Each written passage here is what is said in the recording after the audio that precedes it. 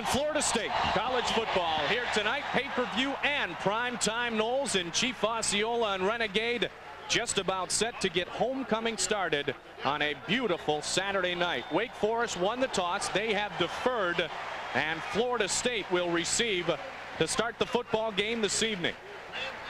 18th meeting between Florida State and Wake Forest. The last victory coming in 1973, when Florida State actually went without a victory during that football season, and Bobby Bowden was not the head coach until 1976, as you may know. 83 degrees here as we set for kickoff. You can see the flags in your television screen. There is a 12-mile-per-hour wind. We don't expect any of the rain or hurricane effects to make it up to the Panhandle here this evening. At least we will keep our fingers crossed. The forecast says that it will be clear and mild.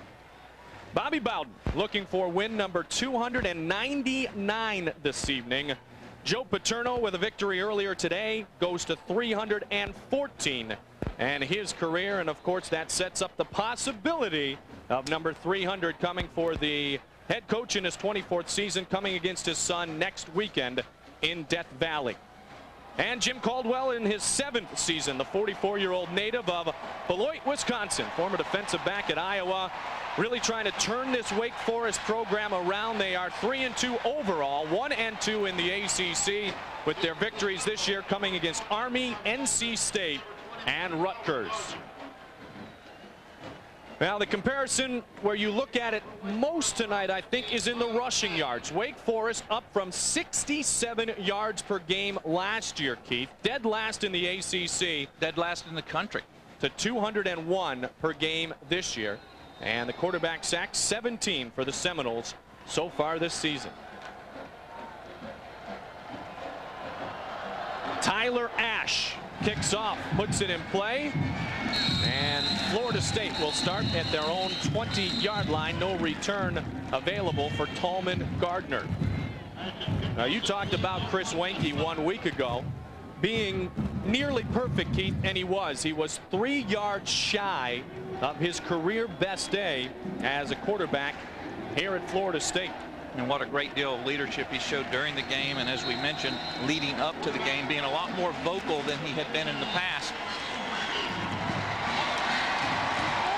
On the season, absolutely spectacular. 11 different targets 1 week ago for 27-year-old Chris Weinke.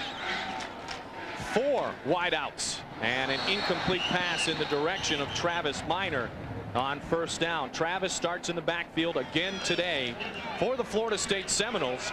Ron Dugans is a man who had a big day 2 weeks ago against Duke, as we take a look at our Checkers starting lineups. And on the offensive line, a good job being done by redshirt freshman Brett Williams in place of Ross Brannon, getting the start again this evening. 2nd and 10. Pressure coming on Weinke. Chased away, and he throws it into the hands of number 64, Brad Smith. And a lot of pressure was coming from Dustin Lyman, the linebacker, the senior out of Boulder, Colorado. Checker starting lineup for Wake Forest. Brian Ray is the top sack man with 7 on the year, a converted defensive end from the linebacking position. And the linebackers are the most inexperienced group of Wake Forest. And then the backfield certainly has DeLon Parrish, the senior, 3-time all-academic performer, anchoring the way.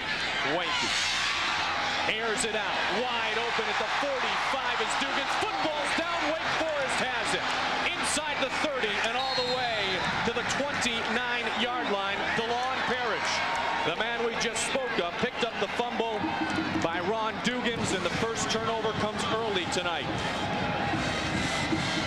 Florida State going to the same pass play that they scored on against the University of Miami last week. After 2 incompletions, Chris takes a very deep drop here and trying to get Dugans on the post pattern. He's wide open in a soft zone coverage from Wake Forest. Makes the reception, and then after the catch, gets struck from behind by Keyshawn Smith, number 36, and very alertly picked up by DeLon Parrish. Wake's ball, Florida State 30. Ben Sankey, the senior quarterback out of Chicago, under center. I formation for Morgan Kane. Play action. Sankey rolls out, looks near side, incomplete. The intended receiver was the senior Jamie Deese. Now Sankey, the quarterback, has waited his turn, to say the least. Brian Kuklik, the most prolific passer in Wake Forest history, is now gone. Sankey, as you see, his totals only 626 yards on the season. That's 2 days' work for Chris Weinke. Jim Caldwell said he would like to throw the ball more tonight, get more balance offensively for this Wake Forest team. 2nd and 10, single back is Morgan Kane. Sankey fell, and Kane dives across the initial line of scrimmage, met there by Tommy Polly. Vince Azzalina, the sophomore center, with the block. Checkers lineup for Wake Forest offensively. Morgan Kane is the senior. He is from Ottawa, Ontario. Number 2 rusher in the ACC behind Virginia's Thomas Jones. And the offensive line has one change. Sam Setter not in the lineup again today. The big senior replaced by Mike Moosbrugger, who has played well at the right guard position. 3rd and 10. Pressure thrown up for grabs, and it goes incomplete. There is a flag down as receiver Marvin Chalmers may have been bumped by one of the defensive backs of Florida State. There was some contact in the defensive backfield. They're going to call pass interference, the initial indication against Florida State. That ball was severely overthrown. Coach Bowden looking on, not happy at all. Florida State guilty of big plays and quite a few defensive pass interference calls in the last couple of 3 weeks. Could have gone against Cookie Thomas. On the defense, 15 yards, automatic first down. The 15-yard pass interference call by Joe Ryder. Another look at it on the left-hand side of your screen. That's Cookie Thomas going against number 17, Marvin Chalmers. That ball was clearly overthrown, Mike. That's a questionable call at best. Now, it wasn't much of a bump at all, but nonetheless, Wake Forest trying to get a little belief in themselves that they can pull a monumental upset off tonight. And that, of course, would be the cliche feeling going into the game for Bobby Bowden. His emotional win last week against Miami. Wake Forest not as formidable of a foe. Florida State needs to avoid any type of letdown. 1st and 10 from the 14. Sankey on a quick drop. Steps ahead himself and moves to the 10-yard line. Derek Gibson will be credited for the tackle for the Seminoles. Sankey not bad with the ball in his hands, whether he's throwing it or running with it. As you see, the FSU defense, Jerry Johnson, number 92, that we talked about in the open. Paulie Jennings and Allen starting at the linebacker positions for FSU. And Cookie Thomas, excuse me, Mike, they got that pass interference call, and Kean Gibson and Cody round out the secondary. Yeah, Cookie gets a start this week on defense for Florida State. Sankey looked to run the option. He is wrapped up by Bradley Jennings. Great discipline by Florida State that time. Wake will run the option. Coach Bowden said during the week they run it about as well as Joe Hamilton and Georgia Tech. Bradley Jennings got inside-out pursuit on the quarterback. Sean Key, number 18's got the pitch man. You got to stay there. Brian does just that. Brings Ben down for no gain. So it brings up another 3rd down situation for Wake Forest. And Ben Sankey is the number 3 quarterback in the conference in terms of efficiency, behind Joe Hamilton and Chris Weinke, completing 59% of his passes on the season. He wants a timeout. Did not like what he saw as far as the lineup from the Florida State defense, and inside the red zone, Jim Caldwell and company are going to make sure. Wake Forest trying to strike first here on a Saturday night. Why do we call it? At Doak Campbell Stadium, and a happy homecoming to those who have gathered here in Tallahassee to see old family and friends. Wake Forest calls the timeout. They want to make sure they get the proper call into Ben Sankey and company, the senior from Chicago, Illinois. Jim Caldwell in his 7th season as the head coach, and he has served under some of the greats: Joe Paterno, Howard Schnellenberger, Bill McCartney, and Dennis Green during Dennis Green's tenure at Northwestern. A 20-51 record with the Demon Deacons. Wearing that second hat this season, Mike, the offensive coordinator hat. Big play here. Sankey pitches to Kane around the left side. He's got a lead blocker. He is shy of the first down. Sean Key and Jamal Reynolds forced him out of bounds. He needed 7. He got only 4. You see there that Florida State has been successful since 1996 of shutting out Wake Forest in the entire first half. Wake will be lining up for 3. It will be a rather short attempt. Should be a chip shot for Matthew Burdick. The senior, though, who was a Groza semifinalist 1 year ago, has struggled at 4 of 9 this year. This sets up to be a 25-yard field goal attempt, and it is good.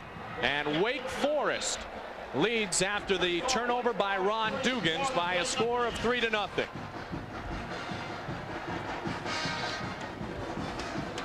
So Burdick makes sure to get that one through the uprights. They have been having weekly kickoffs, and I mean place kicker kickoffs for the field goal job, and the senior able to get Wake Forest on the board. 3-0. 12-19 remains in the first.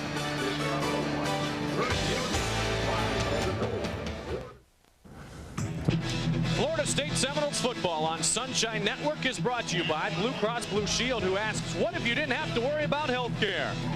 By Checkers Restaurants, fresh because we just made it. By Hip Health Plan of Florida, so where do you get your health plan? And by Subway Sandwich Shop. Subway, the way a sandwich should be.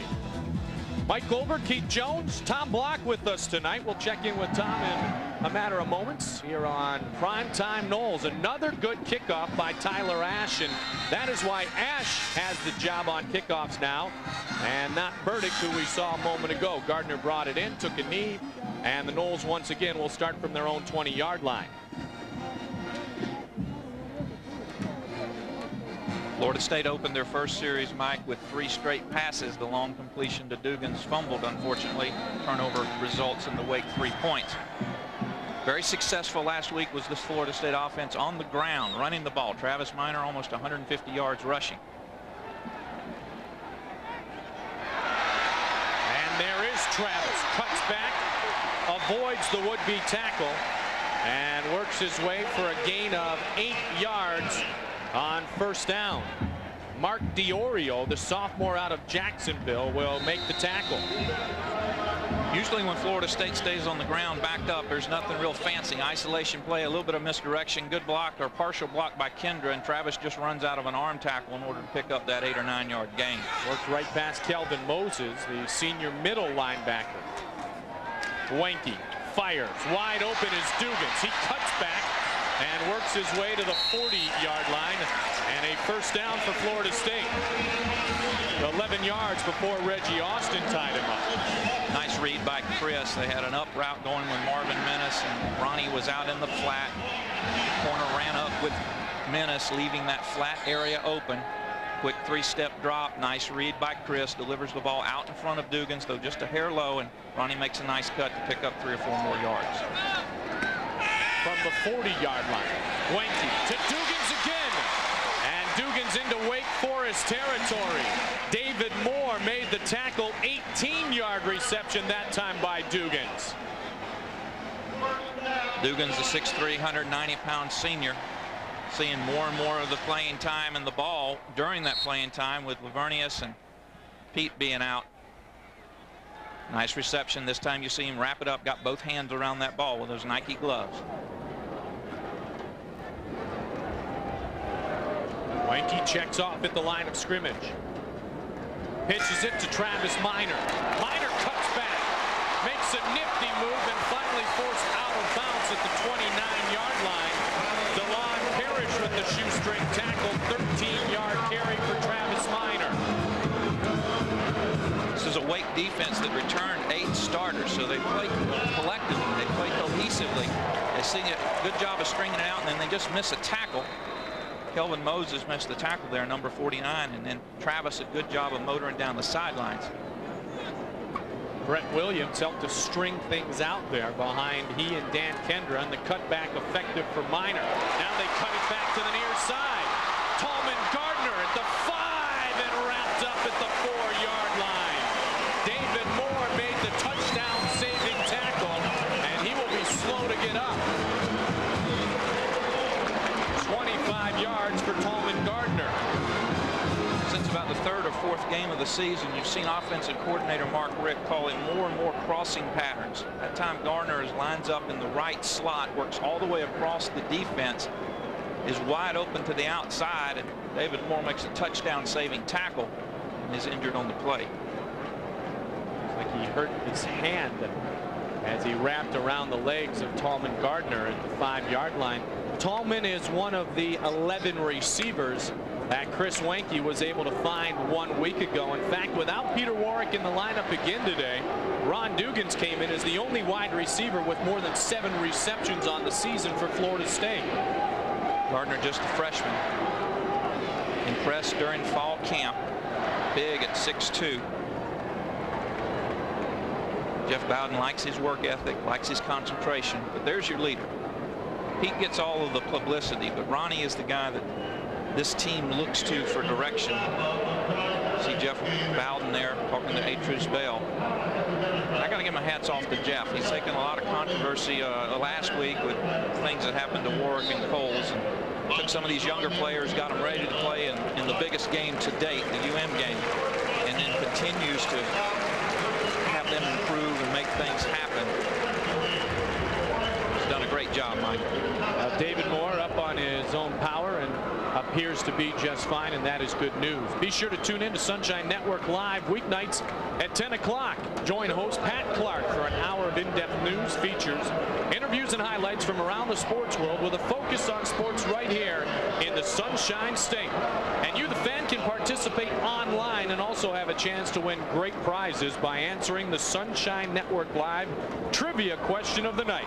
Sunshine Network Live, Tuesday through Friday evenings at 10 o'clock, only right here on Sunshine Network. 1st and goal from the 5. Weinke 4 of 6 so far in the game. They give it to Minor. He scampers up the middle, and he'll be brought down at the 2-yard line.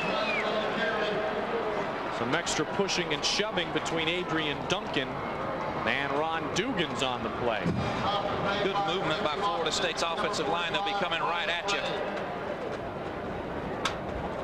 Good little crease there for Travis just to slide through. This offensive line, Mike, has really performed well and improved the last 3 or 4 games. And Jimmy Higgins has done a great job of taking the older and younger guys and meshing them together into a unit.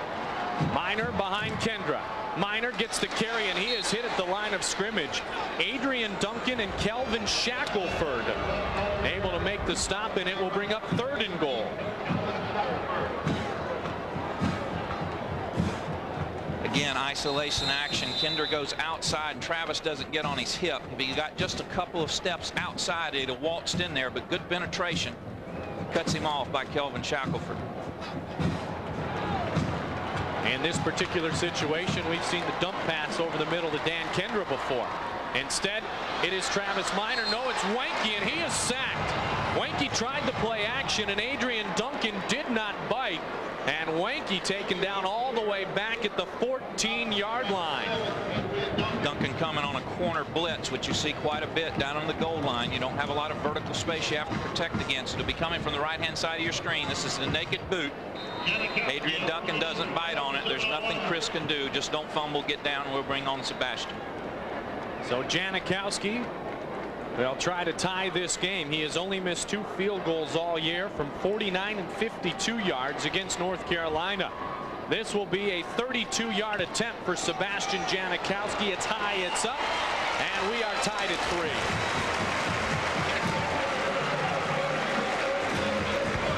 3. At 3, but twice we saw Adrian Wilson make an aggressive play from the defensive backfield to stop the Seminoles from finding the end zone. First couple of 3 games of the season, Florida State stalled in the red zone, and Sebastian kicked a number of field goals. in recent weeks, most notably last week against UM. Florida State punching it in for 7 against a Wake Forest team, Mike, which you have superior personnel to. You can afford that, but against a UM, against a Virginia or an Atta Clemson, and of course the Gators coming up, Florida State's got to be a little more consistent of putting that ball in the end zone and not relying on the left foot of Sebastian. Now, they certainly relied on Sebastian Janikowski earlier this year against NC State, KJ. That was the day that Sebastian had the perfect day to move up that list of career scorers. He had 5 field goals against NC State. In fact, he has made 25 of his last 29 kicks and has a chance this season to perhaps surpass Warrick Dunn into the number 3 spot in career scoring in Florida State history. Bentley and Schmidt pretty darn good at what they did during their time here in Tallahassee. 77% touchbacks though on the year off the left foot of the Polish powder keg. Bentley and Schmidt did not have that percentage.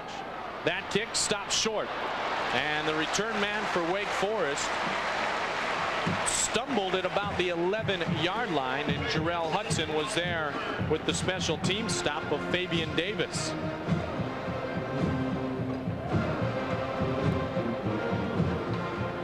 Now Florida State's defense in more familiar territory. Wake Forest offense starting at their 10.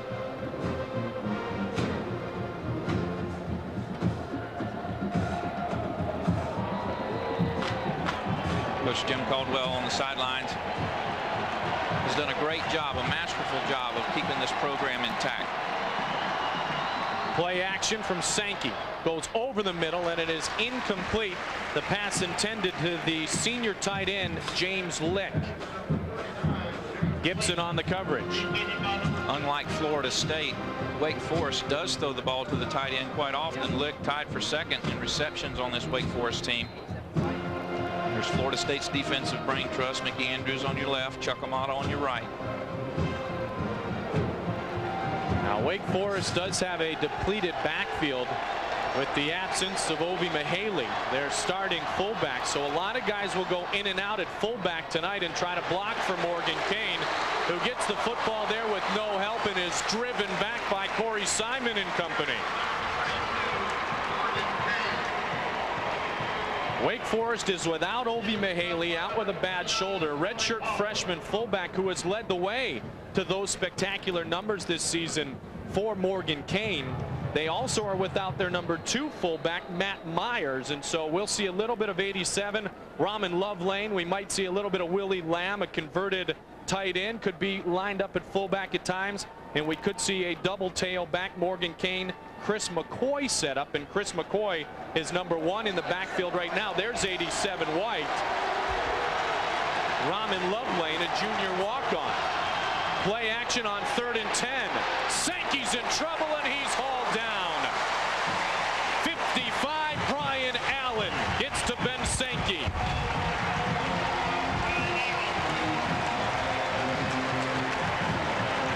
The guys that won't get the sack, Mike, are the outside guys, and of course Corey Simon up the middle. The ends pinch real well, and Brian Allen just jumps across there with his athleticism and brings down Sankey. You see Simon, the ends crossing, and then Brian finishes up. That's the typical Florida State pass rush we're so used to seeing. And so the first punt of the night from Matt Brenny, redshirt freshman. And it will go out of bounds, as Brenny has been averaging just under 38 yards per kick on the season. While we have one moment, let's check on tonight's hip injury report, brought to you by Hip Health Plan of Florida. Now there's the injuries we talked about. The one that is most notable is to Mihaly. Now Cargbo, as they call him, Eddie's the guy who slammed at Duke last year in basketball and broke the backboard and delayed the start of a basketball game for 20 minutes. Keto Gary's been out for quite some time, and there have been a lot of starters who have gone out this year for the Florida State offense. Brandon McCray and Franklin are 3 of them. Of course, the latter 2 out for the season. 5 lost starters when you include Warwick and Coles throughout this season for Mark Richt's team. Saw the shot of Coach Bowden there, Mike. He knows how to keep the alumni happy during homecoming games. He's a perfect in homecoming games here at Doak Campbell Stadium since 1976.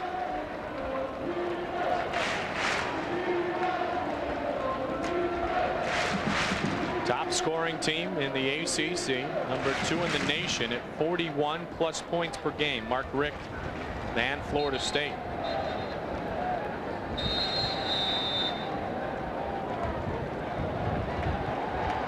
Weinke saw the numbers, very good so far. And this is junior season at 27 years old. I formation after the 47-yard punt. Line of scrimmage is the 44-yard line of Florida State. Quick hit, pump fake. Weinke going up top, looking good. Coverage, acrobatic catch by Jermaine Stringer.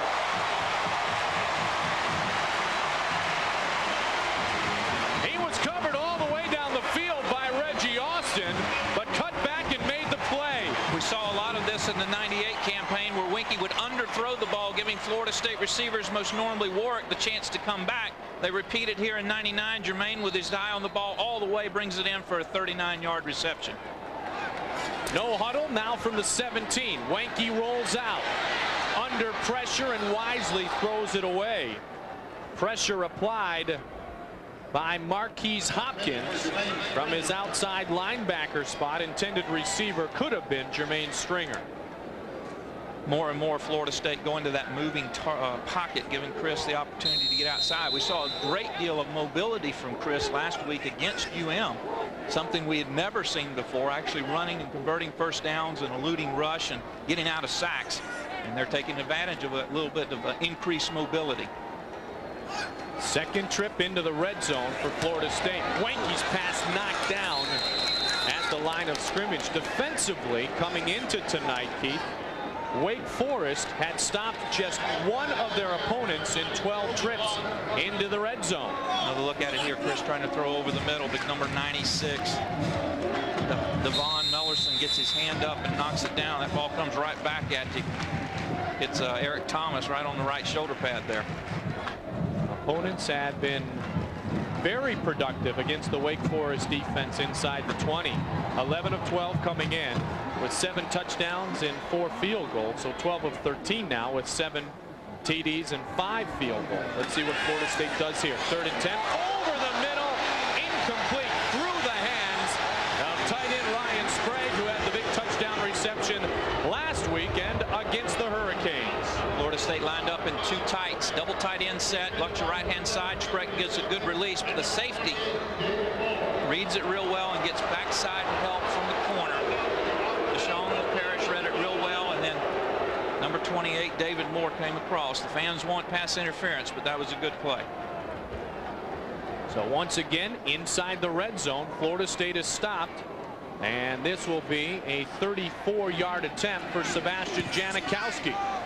The snap, the hold is good. The kick is up, and it is 6-3 Seminoles. So Janikowski a perfect 2 for 2, and the Noles have their first lead of the night here in the first quarter of play. Hi. Night thus far for Sebastian Janikowski. 6:31 remains in the first for the first time tonight. Let's check in with Tom Block. All right, thanks so much, Mike. Good to be back here, guys. You know, last week Peter Warwick spoke to the team, obviously, to try and pep them up. This week, Warwick Dunn is one of many Seminoles who are back on hand on the sideline. Warwick right here in the white shirt. Now, Warwick didn't speak to the team, but Bobby Bowden introduced him to some of the guys that might not know him. He commented on it, and he said, you know what, fellas, he's not very big, is he? And then Coach used that to his advantage. He pointed to his heart, and he said, it just goes to show this game is all about heart. So get out there and play some football tonight. Mike, back upstairs. Now, Tommy scared me at first, because when he said the guy in the white shirt and he's not very big, you see a little guy standing on the sidelines next to Warwick Dunn, one of the best running backs in Florida State history. Trouble handling that Sebastian Janikowski kickoff for Fabian Davis, but the touchback is there. And Wake will start from the 20. Now, with the Buccaneers off this weekend, there are more than one Tampa Bay Buccaneer, Florida State alum in attendance tonight and throughout the evening. Hopefully Tom can catch up to a couple of guys and catch up with those guys as they have now moved on to the National Football League. And Warwick Dunn also, I'm sure, gave a big hug to Travis Minor. They come from the same neck of the woods, same high school, Warwick wearing 28. That's what Travis wore in high school, but when he came here, he changed to number 23. Wanting to establish his own identity. Speaking of doing that, there's Ben Sankey. Out of Kuklic's shadow, running the option. Pitch is bad. On the ground, McCoy can't handle it. It's still loose in the end zone. They'll rule it on the half-yard line. Jamal Reynolds with the recovery. Jamal already with 1 touchdown to his credit. Recovered fumble in the end zone. Officials are going to talk it over, and Jamal didn't win. Well, one of the officials took a huge tumble at the end of this play. Oh, we have a flag. See another look at it here as Jamal gets on the ball. Had he been ruled in, it wouldn't have mattered. We had a little yellow hanky back up here on about the 25-yard line. On the defense, 5 yards, still first down. So referee Joe Ryder, he's the one that actually took the tumble in the end zone, Mike. ACC crew, as always, working an ACC contest. Florida State 4-0 in the ACC, alone by themselves. Sankey hands it off, nothing going, and it will bring a second and about 5 again. The ball carrier was the man we mentioned earlier, Raman Lovelane, the junior walk-on. He was a wide receiver, converted to a tight end. Now he's playing fullback. He played a little bit at that fullback position last week against Maryland. Very inexperienced.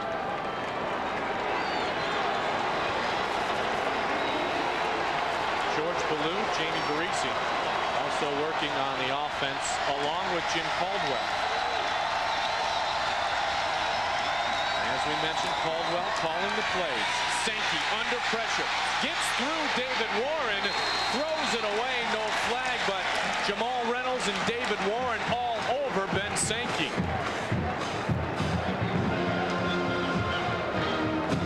That's a play that the defensive staff will look at and the players will look at, and this was a sack that was meant to not be. Good pressure from the right-hand side by Warren. He just flies right by Sankey. 58, Jamal Reynolds in pursuit, but not before Sankey can get rid of the ball to bring up a 3rd and short. The Noles have 17 sacks, 4 on the year. Wake Forest has allowed 13 sacks against. It results in a 3rd and 4. Sankey hit again by Warren, but pitches it to Morgan Kane. He gets a block and works his way to the 41. Multiple flags on the play, but you talk about timing the option perfectly and taking the punishment. Sankey got rocked. Kane gets a big gain. Same play that Wake had run 2 plays before that resulted in the fumble, nullified by the Florida State offside. That's the key to the option, Mike. You've got to have the trust and the confidence to make this work. You got to sometimes pitch that ball without even looking. That time Sankey does a great job of getting it back to Kane. He finds that crease, no safety help from Florida State's defense. We'll have to find out what the officials are saying over the call. There's Kane's numbers against Army. 211 yards. He's been over 100 in 4 of 5 games this year. In a losing effort, 128 last week against Maryland.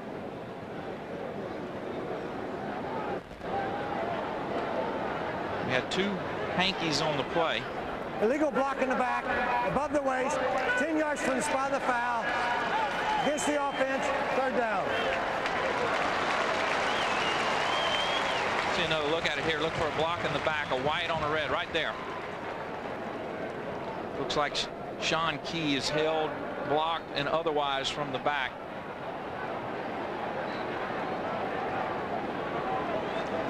Coach Bowden always making notes, has that little note card he keeps in his pocket. Now it should be noted that with a win tonight, there'll be a record set for Florida State in terms of wins in a single decade. More on that as the game progresses. 3rd and 3 from the 27-yard line. Pressure again. Sankey with Warren in pursuit, leans his way for the 1st down, and Wake Forest will move the chains. Now Sankey does have a level of mobility that Brian Kuklik did not have. Kuklik was the most prolific passer, but more of a drop back guy. Very much so, and we see good evidence of Kane's mobility right here. Excuse me, Sankey's mobility as Kane is trailing. Only needed 3, so he takes the little crease there around Theon Rackley and converts the first down. But Florida State has to remain disciplined, Mike, and always protect against him flinging that thing backwards, sometimes not even looking to Morgan Kane. Well, without sacks, Sankey is averaging about 40 yards per game rushing. Now, those are the numbers including the sacks, so that takes away from his productivity to no fault of his own. But Sankey has been pretty good at running this football team this year, and they've got a great freshman in C.J. Leak just waiting his turn. Sankey pitches, little trickery, big trouble. Roland Seymour snuffs out the reverse. They pitched it back to Marvin Chalmers, the senior wide receiver from Richmond, Virginia. We saw a similar play by Jamal Reynolds last week against the University of Miami on a reverse by Santana Moss. This time you're going to see action working defenses left to right. This time Roland Seymour is not fooled at all. He brings down the reverse to number 17, Marvin Chalmers, for a 15-yard loss. Big junior out of New Orleans.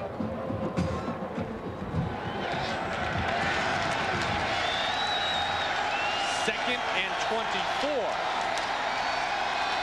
Under 3.5 minutes remains in the first. Quick drop back over the middle, complete to Jamie Deese, making his 28th straight start here tonight.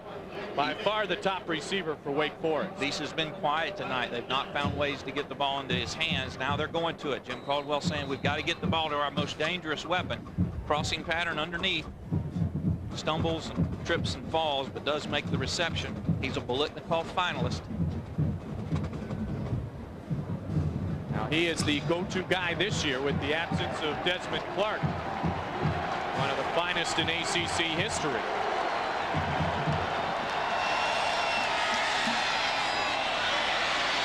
Morgan Kane, and it will still be a punting situation for Wake Forest.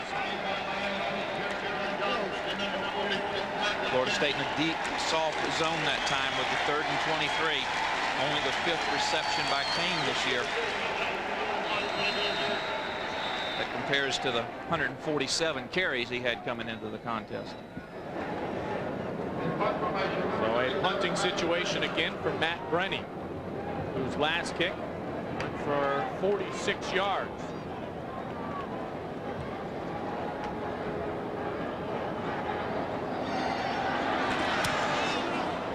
A high boomer. Durden will move up and take it at the 33-yard line.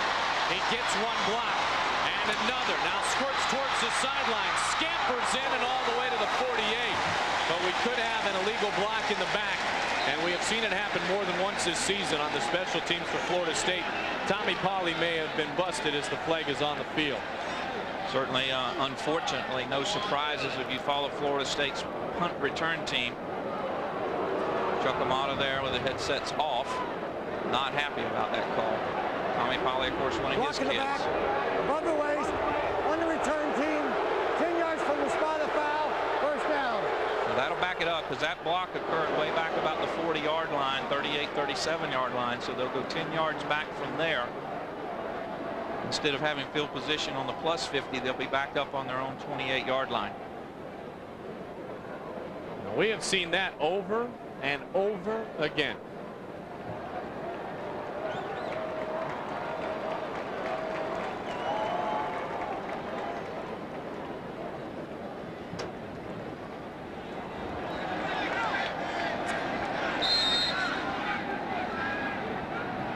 Marvin Minnis is lined up on the wide side. So with the penalty, the ball marked at the 28. And on first down, it is Travis Minor.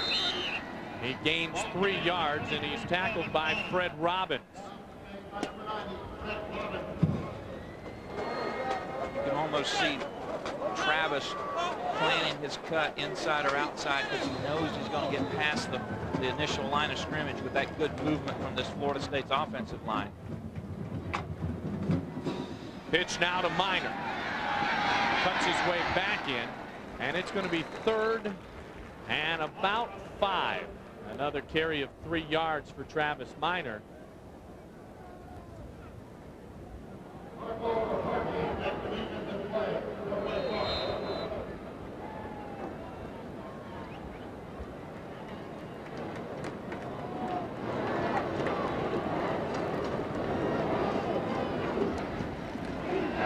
Weinke on 3rd down. Gets it to Dugans. No surprise there. Adrian Duncan hauls him down. But Florida State will move the chains. 12-yard reception for Ron Dugans, who was piling up some yardage early here in the contest. Great article in the Tallahassee paper this morning talking about Ronnie and his relationship with his grandmother, who he actually calls Mama. One of the things he's worked hardest on, you don't see a good indication of it there with Adrian Duncan tagging on his jersey, is he's really improved his speed. Went from a 4.7 to a 4.440 in the last 2 years. Weinke now looking, throws it up top, and almost brought in by Jermaine Stringer. And again, a good defensive play by Reggie Austin. Now you see the speed of Reggie Austin on that play again, and he's one of the track stars on this Wake Forest team. You see a gambling attitude by Austin as well. It's going to be coming kind of right at you from your right to your left. Watch, Austin's going to dive underneath this ball and disrupt it, and then it actually hits Jermaine in the hands and bounces off of the front part of his shoulder pads. Gambling, daring, successful dive by number 9, Reggie Austin. So 2nd and 10 from the 45. Movement on the line, and Weinke calls timeout. Well, there was something that Chris Weinke did not like with 26 seconds remaining here in the first quarter of play.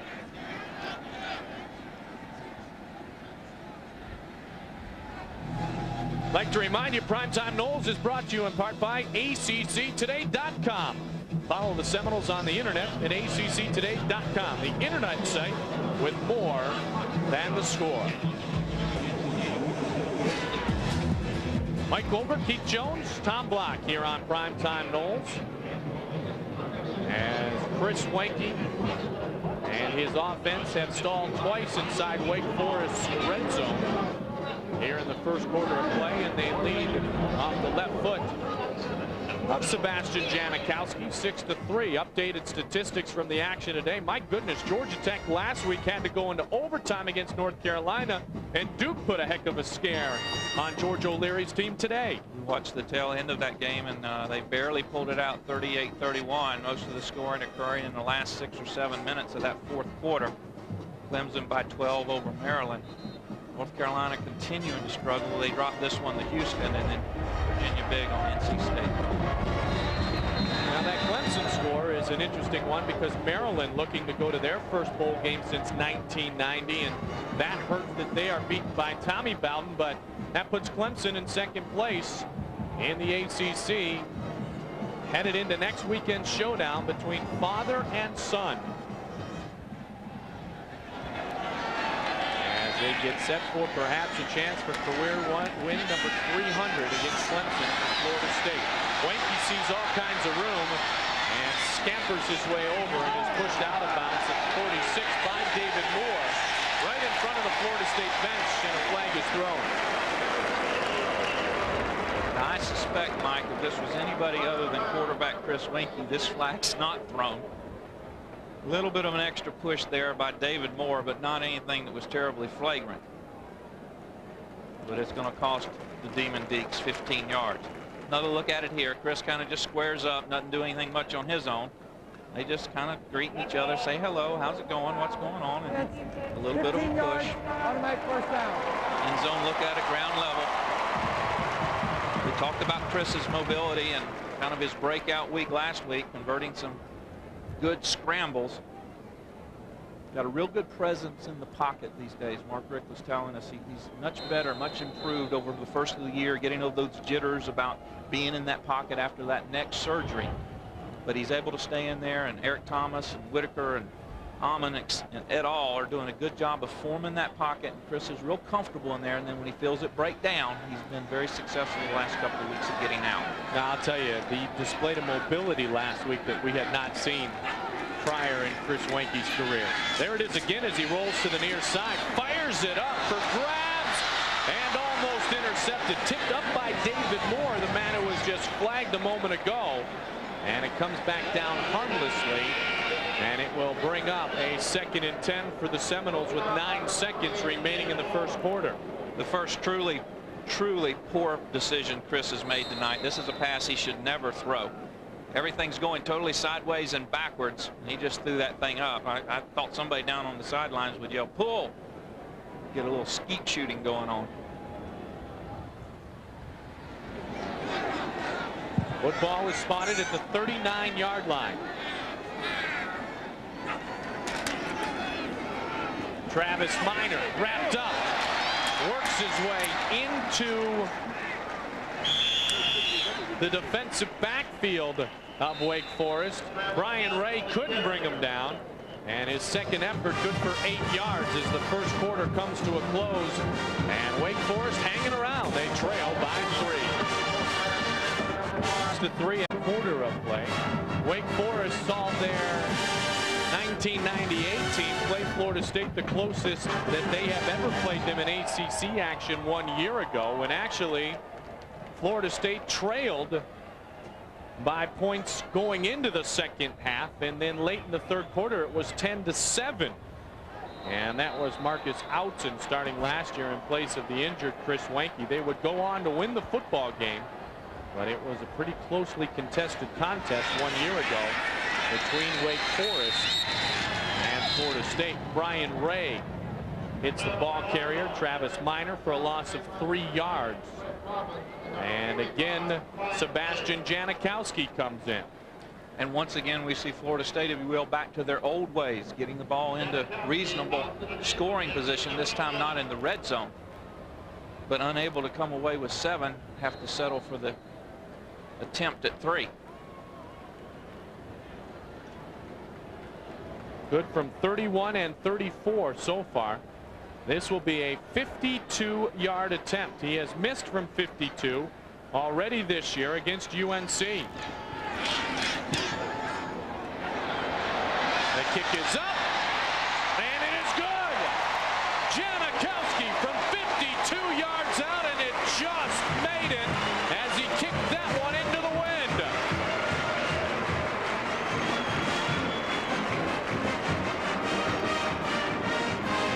One of the things that's most amazing about Sebastian is the effect, Mike, he has on the crowd. Not a lot of agitation or anxiousness about a 52, 53-yard field goal, and kind of a okay when he makes it. Another look at it. He is going into the wind.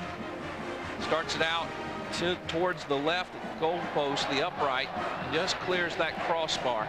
Not one of his better hit balls, but you see him looking at it, studying it. Whatever the Polish word is for right, he was calling it out, and it snuck right in there. So a perfect 3 for 3 tonight for Sebastian Janikowski. Now, 1 week ago, Matthew Burdick, the place kicker for Wake Forest, missed a 56-yard attempt late in the game that would have tied the score against the Maryland Terrapins. But Janikowski, what an incredible weapon as he caps off the 9-play drive that covers 37 yards and results in a 52-yard field goal. That is a season long for Sebastian Janikowski, his career long 56 yards. Came against Wake Forest in 1997. Kickoff taken 4 yards deep, and the knee taken in the 20-yard line will be where Wake Forest, Fabian Davis and company start. Other than taking advantage of the Florida State fumble, the Ron Dugan's fumble, the Wake Forest offense has shown some sparks, Mike, but not anything consistent. They've not put together a consistent drive. You see Sankey's numbers on the night. They need to put some back-to-back first downs together, get a little momentum going. They're only down 6 points. And that's the rhythm of the running game that Coach Jim Caldwell wants to instill in this Wake Forest team. 1st and 10 from the 20. Morgan Kane up the middle, reaches the linebacker Tommy Polley, carries for 3 yards. It'll bring up a 2nd and 7.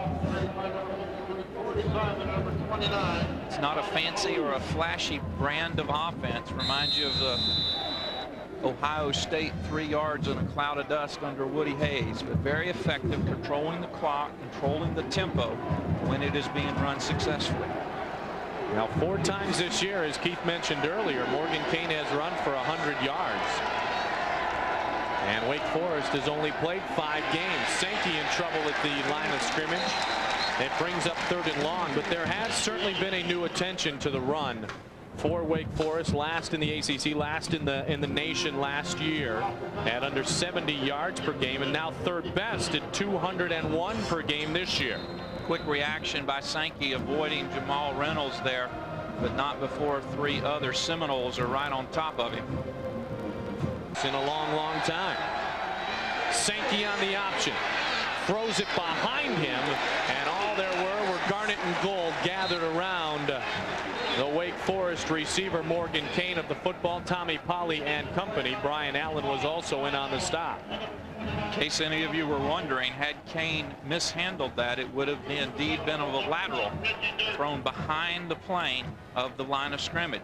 Good pressure again by Reynolds, and then Sankey throws the ball behind real low, but Kane's able to corral it. Tommy Polley and company are right there to stop him. 4th and 11. So Matt Brenny on to punt again. This will be the 3rd punt of the night for Wake Forest. Brenny corners it towards the far side of the field, and it bounces back into the middle, and now Wake Forest will touch it up at the 42-yard line of Florida State. A 34-yard kick. Now be sure to catch Primetime Noles next Sunday, featuring the matchup between the Seminoles and the Clemson Tigers. Primetime Noles comes your way Sunday at 7 o'clock, only on Sunshine Network. Keith and I will be in Death Valley. It will be a true experience to witness firsthand when father meets son before the game. And maybe they'll take a little longer with that handshake. Maybe there'll be a hug, but it is going to be an emotional day for sure. We made the mistake of trying to talk with Coach Bowden this week about the Clemson game. He was very curt and very to the point. Look, boys, we got to play Wake Forest on Saturday.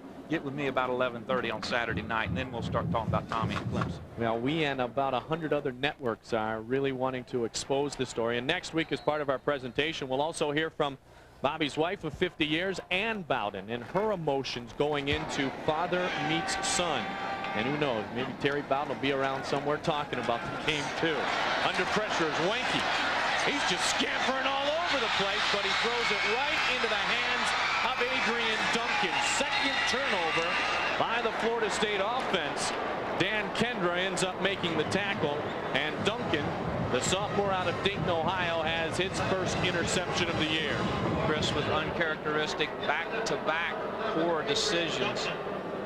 As we've documented, good mobility in the pocket, good pressure from the outside. He steps up where he knows he's got a little bit of a crease, and then throws the ball sidearm, flat-footed, right into number 7, Adrian Duncan. Look at it from behind here. Watch his feet.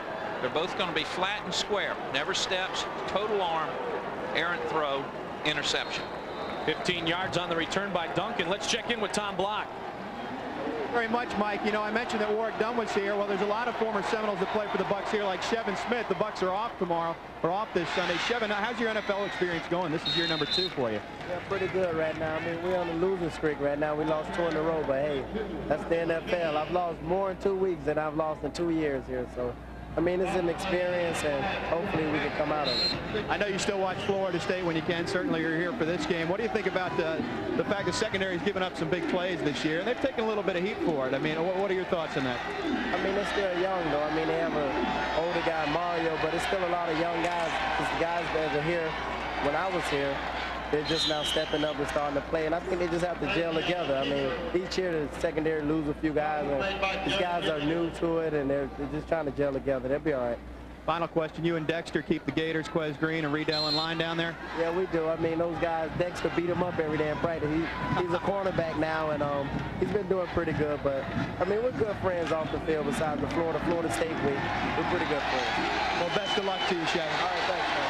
Mike, back upstairs to you. Well, thank you, Tom. 3rd down and 2 yards. Wake Forest, Morgan Kane. He may not have gotten it. It will depend on the spot of the football. Now, Shevin said something that I found very interesting. He said there's not a lot of older guys other than Mario Edwards. The older guy on this show tonight is you, KJ. I'm sorry, partner. Well, that just means I'm more experienced. There you go. More experienced. Of course, Shevin, what a great story. What a great FSU story. Walk on from Miami, comes in, ends up as a starter, and now in his 2nd season in the NFL. All because he wanted to come to Florida State and play for Bobby Bowden. Well, he is not the first, nor will he be the last man affected in football and in life by Bobby Bowden in his 24th season at Florida State. 4th punt.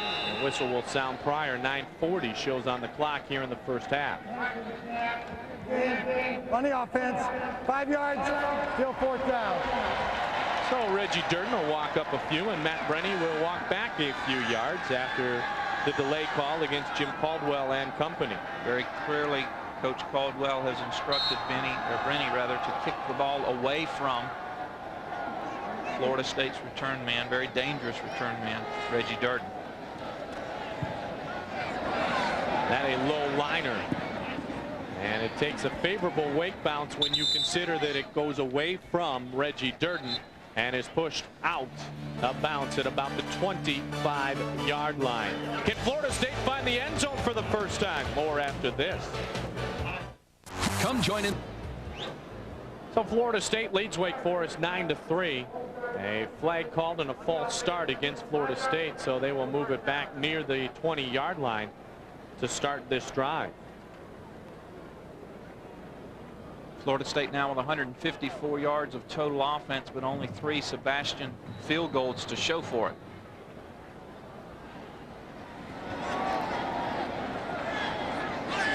From the shotgun, Wanky over the middle and incomplete. The intended receiver was 87 Robert Morgan.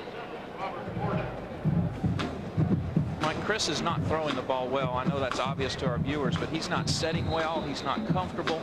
The last 3 passes, I don't know if he got hit sometime prior to that. I don't know what's going through his mind, but he is not the normal Chris Winkie we've seen through the first half of the season. This time he dumps it off. And they'll work their way back to about the 25-yard line. Rufus Taylor runs into Travis Minor. It's good for 5, and it'll bring up a 3rd and 10. Another look at it here. Shotgun formation. Drifts back a little bit and just dumps the ball off. Not good footwork on that particular pass play either. Travis corralled there. Kelvin Moses and company on the tackle. Wanky all kinds of time. Wide open diving catch, and Dugans can't hold on. Ron Dugans was wide open and came down hard after he tried to make the acrobatic catch. Nice move by Florida State's Ron Dugans to get that wide open, and makes an excellent effort. It'll be coming right at you. Chris looking to his right. Ronnie's going to be working from the quarterback's left, your television right. Chris does step and throw this one nicely, just leads Ron just a little bit too far. Nice effort. Comes down hard on that left shoulder, collarbone shoulder area. That's not good, folks.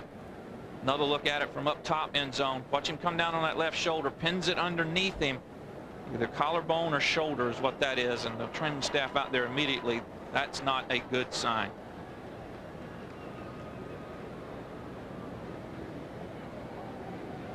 With the losses of Warwick and Coles, certainly Ron Dugans is the go-to guy now for Florida State, and the status still uncertain on a return for Peter Warwick. My hope is the way he came down, he may have just knocked the wind out of himself. But like you pointed out, KJ, he came down really hard on that shoulder. Well, when the training staff reviews this, they're going to wonder how he didn't separate his shoulder or crack that clavicle, that collarbone. He is up and motoring under his own power, and that is a good sign. But I think our viewers could tell, particularly from those end zone shots, that was not a good looking fall, if there is such a thing. So Keith Cottrell will come in and punt for the first time tonight for Florida State. Janikowski has been good on 3 field goals, and Burdick good on Wake Forest's only attempt. A lot of pressure on the kick by Keith Cottrell, and a lot of pressure on the return. This is Reggie Austin, and he's forced out of bounds at the 35-yard line. A return of 6 yards for Wake Forest after a 45-yard kick. Let's check out our Blue Cross Blue Shield of Florida. Keys to the game. If you're a Demon Deac, you want to do 2 things on offense. Number 1, establish that running game. We've seen them go to it. Number 2, control the clock. Keep that Florida State offense off. On the defensive side for Wake, no big pass plays. We saw 2 drop passes, not drop tipped, etc. And the one play that Dugans did corral that he fumbled. For Florida State, you've got to play with intensity. This is a game that you've got superior personnel. The second unit, when they get in there, has got to produce. And as we've been talking about, and you may hear me talk about this forever, touchdowns, not field goals offensively for FSU when you get in the red zone. Now you have reason to talk about it today, because that has been all that the offense has produced here, with 8.5 minutes remaining in the over the Florida State Seminoles. First down. Penalty declined after the kick, and they will spot it at the 35-yard line of Wake Forest. Then Sankey comes back in. The last win at Doak Campbell in 1959 in this series between these 2 football teams. Right after Burt Reynolds left. There you go. So McCoy's in the backfield, number 1. Behind big number 87, Ramen Love Lane. In motion goes Jamie Deese. Play action. Sankey rolls out to the right side. Warren chasing him down, and coming back in defensively on the play was Reggie Durden. They are going to award the reception, I believe, to Jamie Deese at the sideline. Nope, now they're waving it off. They're talking on the sidelines. They have waved it off. Deese ran a very, very deep corner route and then came all the way back to the ball. Let's check in with Tom Block. Thanks, Mike. The trainers continue to attend to Ron Dugans. The initial report is just that he had the wind knocked out of him. They haven't taken his pads or his jersey off, but Dugans is still laboring on the bench. But again, they say it's just the wind knocked out of him right now. Mike? Now that's the best news you brought us all night, Tom Block, although we loved your interview a moment ago. And we'll look forward to Tom getting some more of the Florida State alum as the night continues. Pitch to McCoy. And McCoy runs over the top of Chris Hope. It is a gain of 5, and it will bring up a 3rd and about 5. Good fill by Chris Hope, number 28 that time. When you play this option attack, the safeties have got to be able to come up and do what's called field the alley. Be on the left-hand side of your screen. Watch number 28, Garnett, who's going to fly up there and fill the alley. But he's going against a much bigger, stronger Chris McCoy. Wake Forest, in fact, has controlled the football more than Florida State thus far, but they have only 26 total yards to show for it, and a timeout called by Florida State. Second timeout of the first half utilized by the Seminoles. We'll step aside along with the Noles as they lead by 6 over the Demon Deacons of Wake Forest. Mickey Andrews not all too happy about anything right now. We won't argue that up here, but what he's trying to do in showing support for his team takes a lot of leadership, a lot of manhood, and he should be proud of the way he's conducted himself since. Started in the University of Miami game, speaking to the team before the contest, and now this week through practice. There you see his numbers.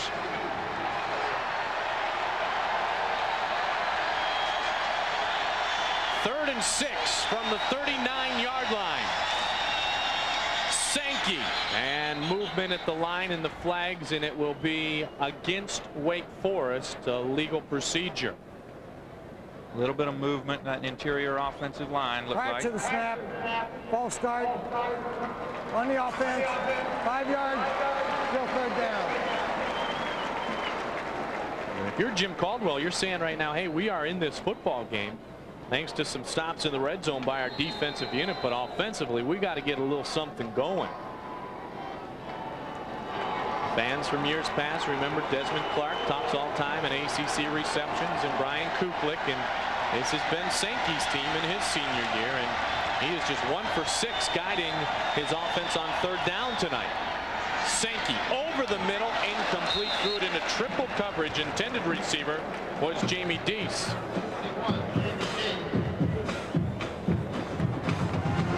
Only the second attempt at Deese, who is the leading receiver coming into the contest. We've seen both quarterbacks now make some poor decisions on targets. Going into triple coverage that time was Sankey. So another punting situation for Brenny, and Durden is lined up at the 25-yard line. He signifies for a fair catch, but the ball will fall quite short of him and roll out of bounds just inside the Seminoles' 40-yard line. For Brenny, just a 24-yard punt. Let's see if Chris has had some time over on the sidelines to settle down just a little bit, have some conversations with Mark Richt, and go back to a little bit of fundamental quarterbacking, his footwork and getting his shoulders square towards the target, and then make some good decisions on delivering the football.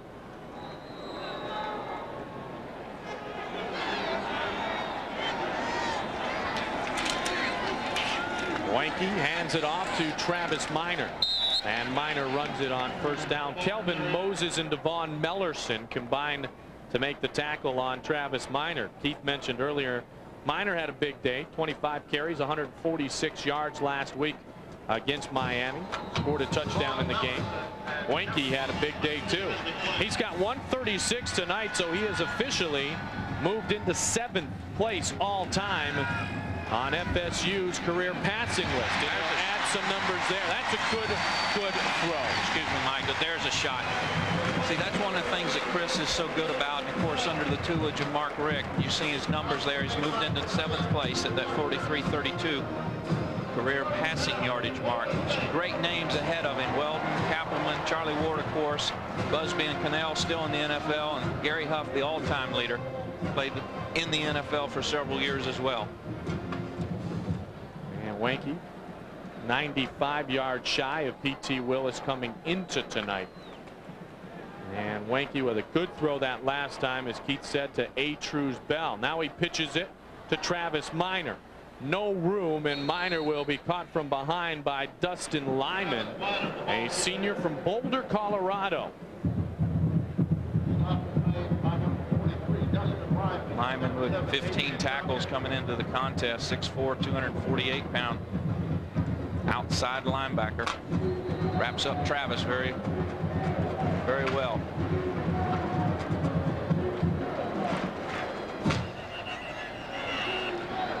No gain on the play, and it is 2nd and 10. Now whistles sound again as the officials try to get things set. Florida State 11-1-1 lifetime against Wake Forest here at Doak Campbell. Wake has never beaten Bobby Bowden.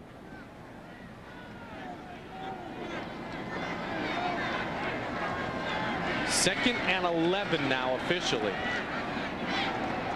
Zoomed into the hands of Marvin Minnis. First down Seminoles. He crawls to the 17. 15-yard reception for Snoop.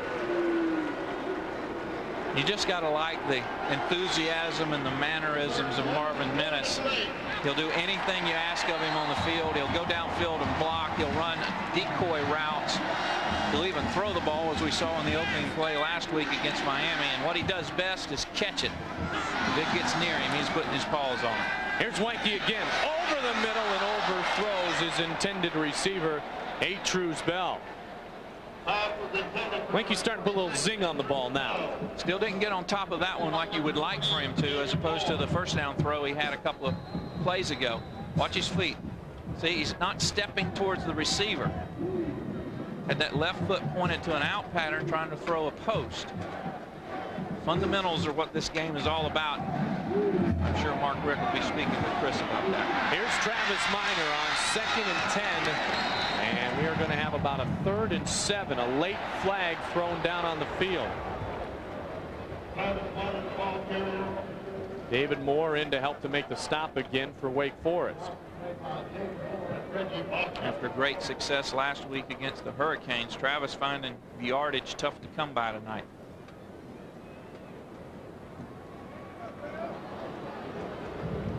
That'll be 15 after the play. So it'll be 3rd and a bunch. Now, this may surprise a few, Keith, but Wake Forest's defense is actually ranked number 2 in the ACC, both in total defense. Dead ball foul, personal foul on the offense. 15 yards from the end of the run, 3rd down. And also ranked number 2 in scoring defense. See the tail end of the play right there, and then a big push by number 60, Carlos Thomas. Again, not that flagrant, but certainly an infraction, and that'll get you 15 every time. Carlos starting for the injured Ross Brannon. Not a heads-up play that time, Carlos. 3rd and 22 as they push the football all the way back to the 31. Wanky, play action, pressure from behind. Flag goes down. 1, 2, 3 yellow hankies on the field, and Wanky is sacked for the first time tonight. Wrapped up by Brian Ray, the sack leader on this team. Also Keyshawn Smith coming from the defensive backfield. Wake's going to come from pressure on the left-hand side of the offense, a blitz from the outside, with Keyshawn getting in there with a little help from his friend.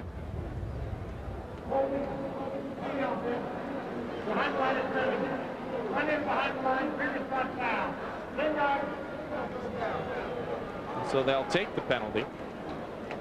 Now they're going to decline it. Now the Wake Forest sideline is saying let's decline it. But here's where, how far do you have to push a team back to push?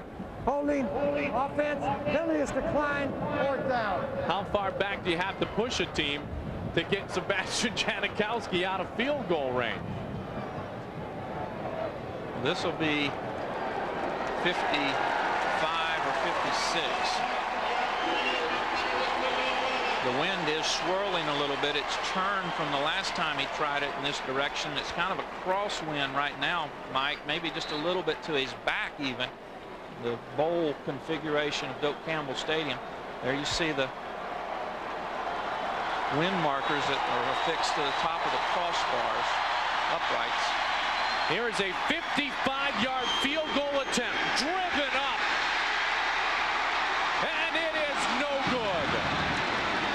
Janikowski's career-long, a 56-yarder against Wake a couple of years ago. He has missed from 53, and tonight he misses from 55, but still the Noles lead by 6.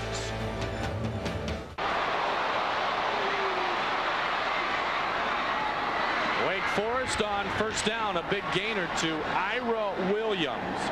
Sophomore split end out of Montclair, New Jersey, pushed out of bounds by Tay Cody. Now that by far the longest play from scrimmage tonight for Ben Sankey in the Wake Forest offense. Coach Caldwell saying Florida State can run those crossing patterns. We'll run it ourselves. Ira Williams on a crossing pattern only had 3 receptions coming into tonight, as longest being from 33. He just bettered it. 35-yard gain. 1st and 10 from the 27 of Florida State. Morgan Kane up the middle, stopped at the line of scrimmage and pushed down by Theon Rackley. Morgan Kane on the carry.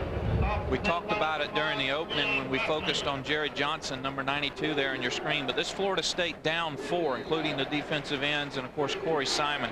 Good job of keeping guards and centers off of the Florida State linebackers. That time you see Theon Rackley able to come right in and make a hit without anybody touching him. And that's one of the things that these down linemen do, Mike, they don't get a lot of credit for, but I tell you what, the coaching staff knows the job they're doing. 2nd and 8, pressure. Kane met immediately after he made the reception by Sean Key. The Rover throws a big hit on the Morgan Kane train. Key and Gibson are very, very fast, Mike, and they can react to the ball quickly. This time Key gets right up and actually stops a back out of the backfield for only about a 3-yard gain. 5th-year senior Sean Key.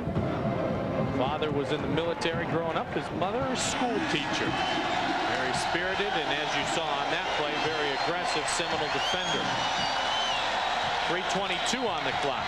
3rd and 6, and Sankey's hauled down by Roland Seymour.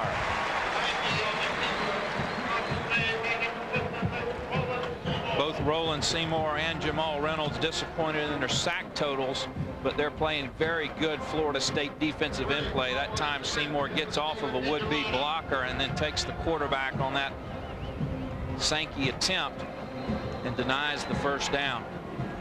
Tough time converting 1st downs for Wake Forest. Long kick is going to bounce off the bottom part of the goalpost. No good for Matthew Burdick.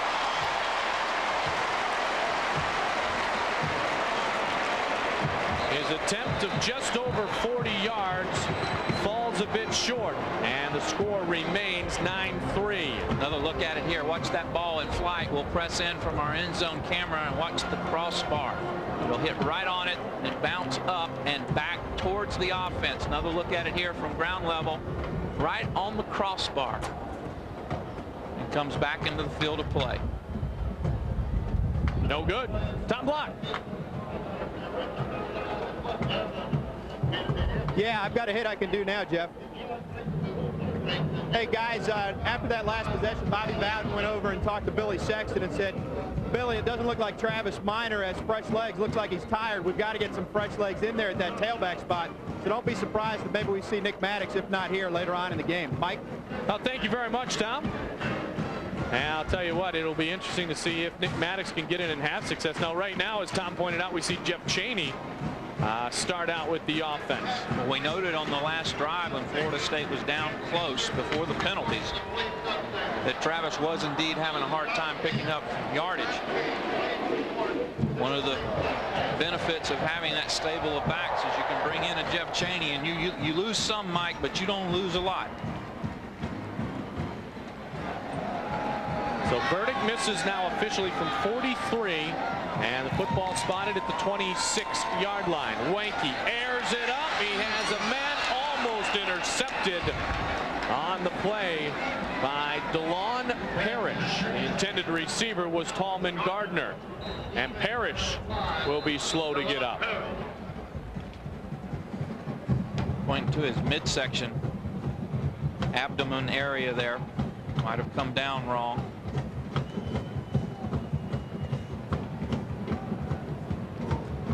Coming up at halftime, a special interview with Gene Deckerhoff and Seminole great Burt Reynolds here on the homecoming weekend. Basketball practice started today for Steve Robinson's team and also for Sue Semrau's team. We'll visit with the women's head basketball coach here at Florida State. And how about some powwow highlights? An alumni weekend, homecoming weekend tradition, and Sinbad with a titillating and tantalizing act last night.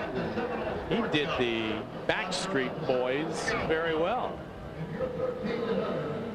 I'll explain at halftime. Now, some of us will be lost on that, I think. My children, however, yes, probably will know exactly what he's doing. Parrish still slow to get up.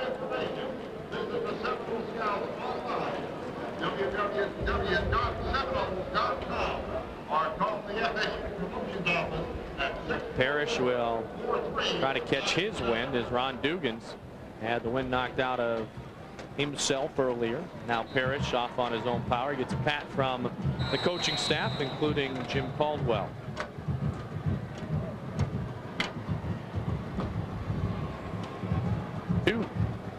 2:34 remains here in the first half of play.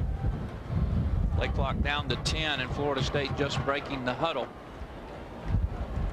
Burdick has really had a frustrating season, missing from 43 a moment ago. Jeff Chaney, he's got room out past the 40 and brought down at the 48-yard line. 22-yard carry for Jeff Chaney. Keyshawn Smith makes the tackle with Teron Carpenter. There's the fresh legs that Tom Bach was talking about that had been discussed by Coach Bowden and running back Coach Billy Sexton. You see Keyshawn Smith looking on there, number 36. Jeff is explosive out of the tailback position. Catches the ball well.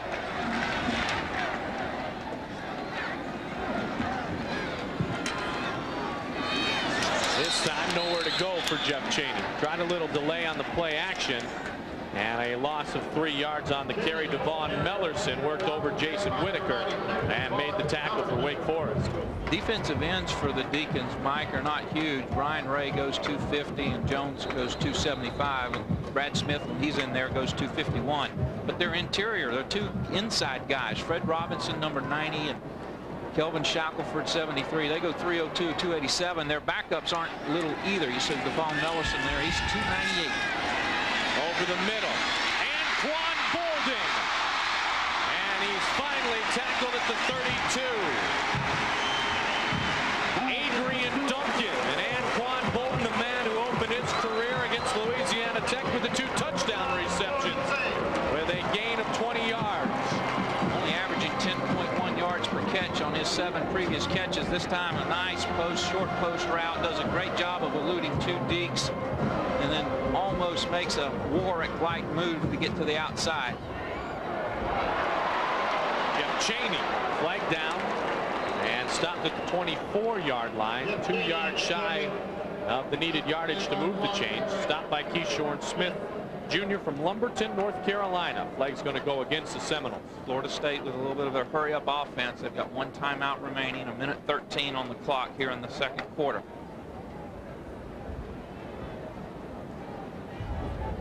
Holding on the offense, 10 yards from the spot of the foul. Repeat first down. You do have 2 contrasts here tonight, Mike. Coach Bowden and Florida State, the most penalized team in the ACC. Wake Forest, led by head coach Jim Caldwell, the least penalized team.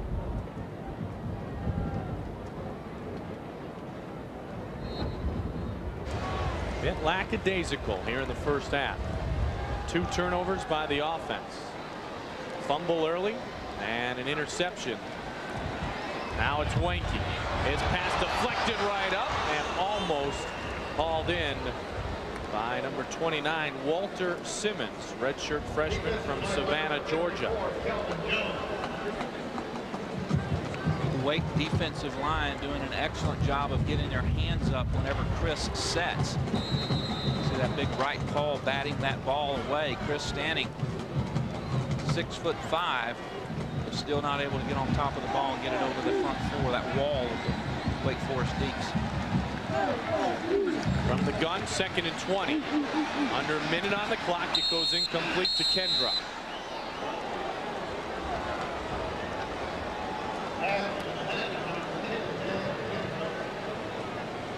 Danny continuing to improve his play. Coach Bowden mentioning during the week that he's gotten better every game. Another game under his belt, doing the little things, getting the right shoulder in the blocks. And one of the things they're working with Danny when he does get the ball in a rushing attempt is to get a little bit more upfield, not so much east and west, and then find that crease and use his good speed. 3rd and 20. Play action. Chaney helps out. Wanke steps up. Lots of flags down. Wanke hauled down from behind, well short of the first down yardage needed. He was tackled by Dustin Lyman.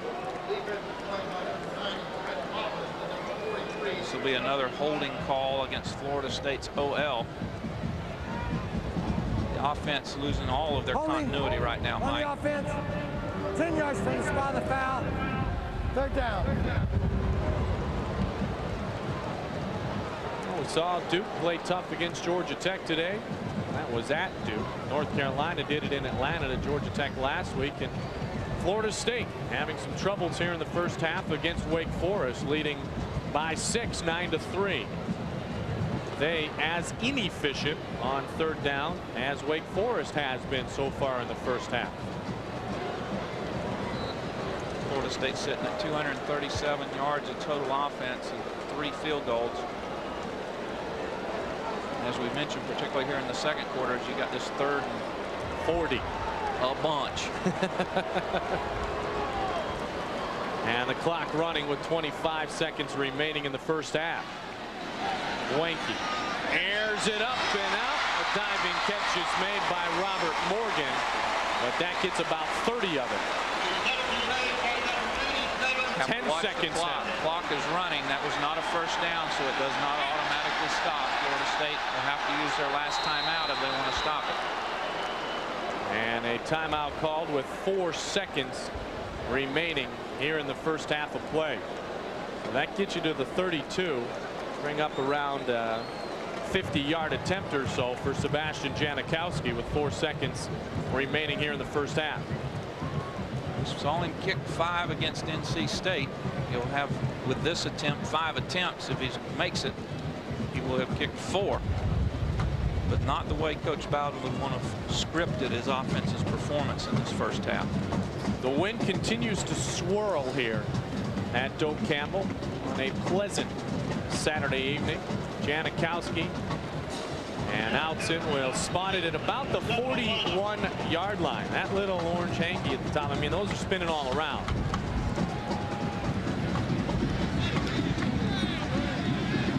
It's like taking your driver out. You got a little wind. You got to play left and right on the dog leg. You want to know where to start it out. Janikowski has to think a bit like that and see which way the football might be pushed. He's already made a 52-yarder. This one from 51. Low driving kick. Overcorrect one. Yep. You know, you talked about the wind, and he brought it too much, thinking that the wind would affect the kick, and it goes to the near side goalpost, no good. So Janikowski misses his last 2 kicks of the first half, and the score will remain at 9-3 after 30 minutes of play. One thing, most of those players know who the Backstreet Boys are. They may even listen to the Backstreet Boys once in a while. I know who the Backstreet Boys are. My daughter's only 2, but still, I like the Backstreet Boys. My partner here, though, only people in your family who know about the Backstreet Boys are your kids, right? I'm going to have to check it out with Amber, Garrett, and Taylor. I'm not real up on all that stuff. Sinbad, thanks for making it a great weekend in Tallahassee. Not a great first half of football for Florida State when you look at the fact that they lead by 6. Really wasn't. They got things started off correctly. Stringer here with a nice 39-yard reception, but Florida State would have to settle for a field goal, putting them up 6-3. They come right back with some great plays on the defensive side of the ball. This time Roland Seymour on the attempted reverse by Wake throws them for a 15-yard loss, but then everything deteriorated after that, Mike, and Florida State, particularly on offense, did not play well. Highlight in the second quarter was a Janikowski field goal from 52 yards out. He would miss 2 more after that from plus 50. And then to further illustrate the frustration of the Florida State offense, Chris Winkie here now intercepted. Florida State turning the ball over a couple of 3 times in the first half, and Wake Forest right in it, only down by 6. Now, Wake Forest, when you have to give credit where credit's due, did not do much on offense at all. In fact, they were held to just 66 yards of total offense. That's the lowest output an opponent has had against the Seminoles defense so far in 99. Well, you can't fault Florida State's defense. You see the statistical comparison there. Florida State with 266 yards of total offense to only 66, as you mentioned, Mike. But look at the time of possession, and we said it in the keys to the game that the Demon Deacons had to control the clock, and they've done that successfully, only down, as we've mentioned, by 6. Janikowski puts the kickoff into the end zone. It is held there, and the starting point for Wake Forest offensively and their 66 total yards so far in the game will once again be their own 20-yard line.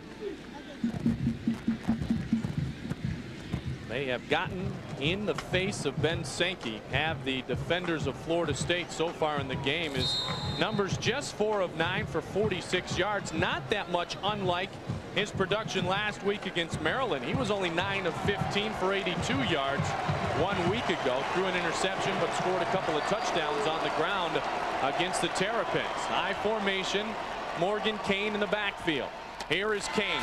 on first down and right into Corey Simon and Jerry Johnson, which is something, KJ, that you talked about right off the top of the show here tonight. Well, there's your strength versus strength. Florida State's down defensive tackles and defensive lines against this Demon Deacon running attack. And you see Wake come right out in two tights, I formation, and run the ball right up the middle.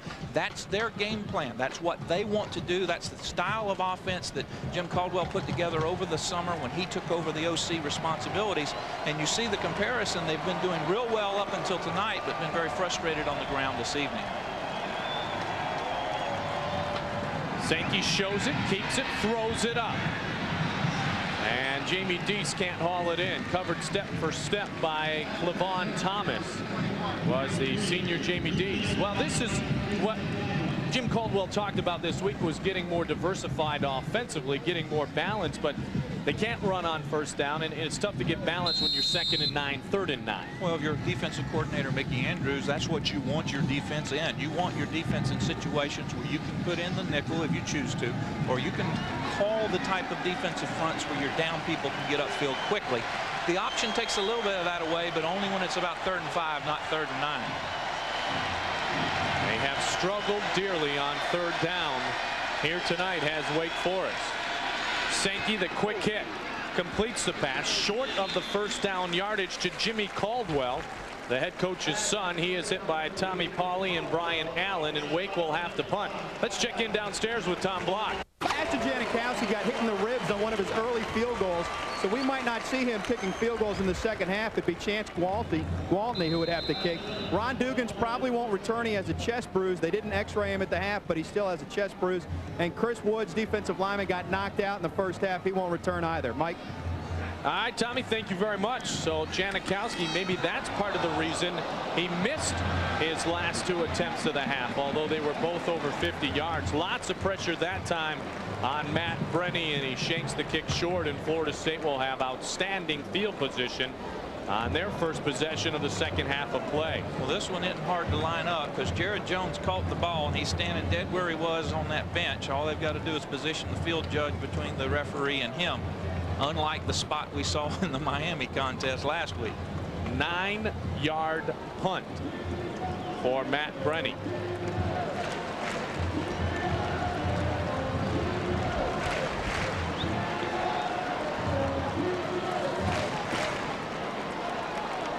Wanky, 224 yards in the first half of play, but Florida State has yet to find the end zone here tonight.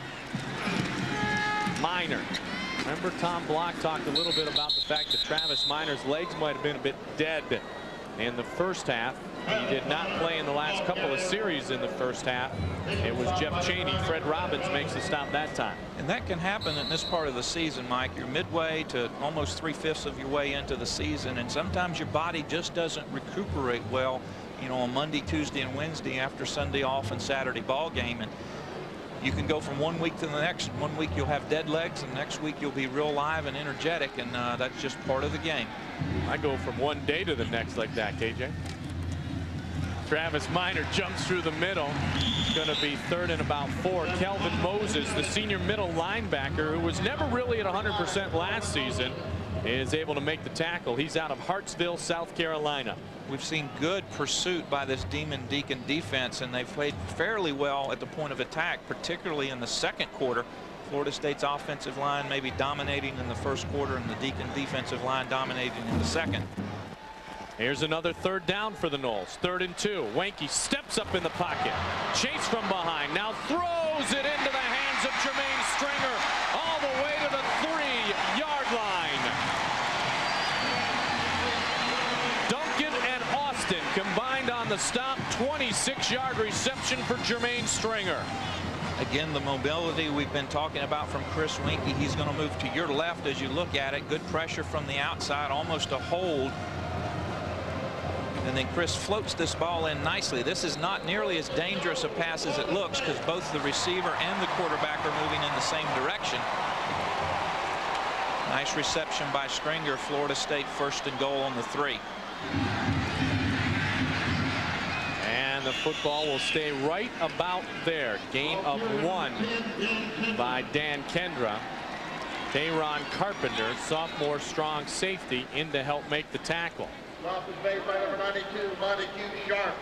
Kinder with his 27th carry on the year. Only averaging 2.6 yards per carry, but the rest of this Deacon, including number 25 Teron Carpenter defense, knows that Danny's always wanting to get in the end zone. Behind Kenver's block, here's Miner, and he is chopped down. Dustin Lyman. Flag is down on the play. Dependent on the call. Another holding call against Florida State. What's that, number 4 or 5 on the night? Sputtering inside the red zone. Second and goal from the 2, and now it'll be second and goal from the 17, or pardon me, from the 12. On the offense, 10 yards from the spot of the foul, second down. If you're thinking ahead, and if Florida State continues to be frustrated in the red zone, as Tom Block mentioned, Sebastian Janikowski possibly not able to kick. You see a shot of him there. Backup kickers, number 43, Chance Gwaltney, and all he's done is attempted maybe 1 or 2 point after attempts in a blowout. Now this game a lot like the game against NC State, where Sebastian Janikowski kicked 5 field goals against the Wolfpack. Second and goal from the 12. Wenke looks, end zone, incomplete. Defended was Atruz Bells by Reggie Austin on the play. Very easy from us sitting as high in our perch up here in the Sunshine booth, but number 85 Ryan Sprague, tight end Ryan Sprague, was wide open on that play, and Chris missed him. Reminiscent of that NC State game. Ryan Sprague, of course, with the touchdown last week, KJ, but that was the game in which the Noles were in the red zone 6 times and scored just 2 touchdowns. This, by my count, is their 4th trip inside the red zone here tonight. Third and goal from the 12. Wenke looking. Touchdown, Florida State! Atruz Bell, his 2nd touchdown of the season.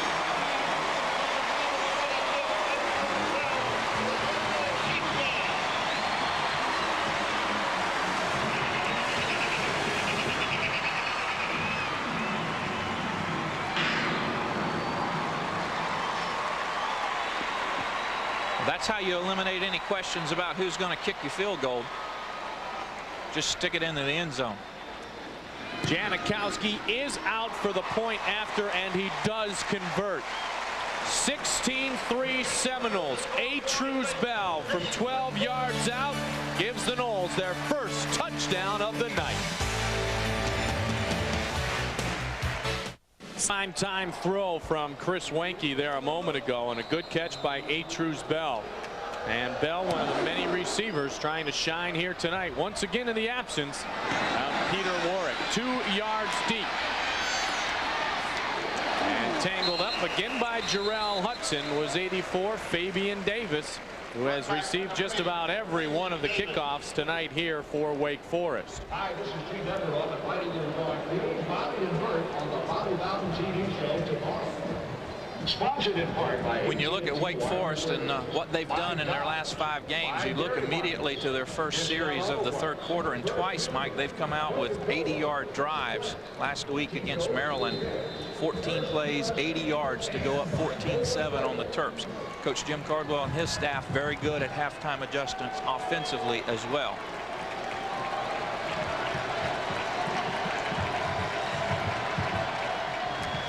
Now they're going to try to do it up the middle, and on first down it is Chris McCoy. Now it should be noted that Morgan Kane has a bit of a sore Achilles, and so we've seen a bit of McCoy here tonight, stopped there by David Warren. But I mean, this 201 yards per game on the ground is outstanding. It's their best average since 1971, but yet running against the Mickey Andrews defense is tough for any football team in the nation.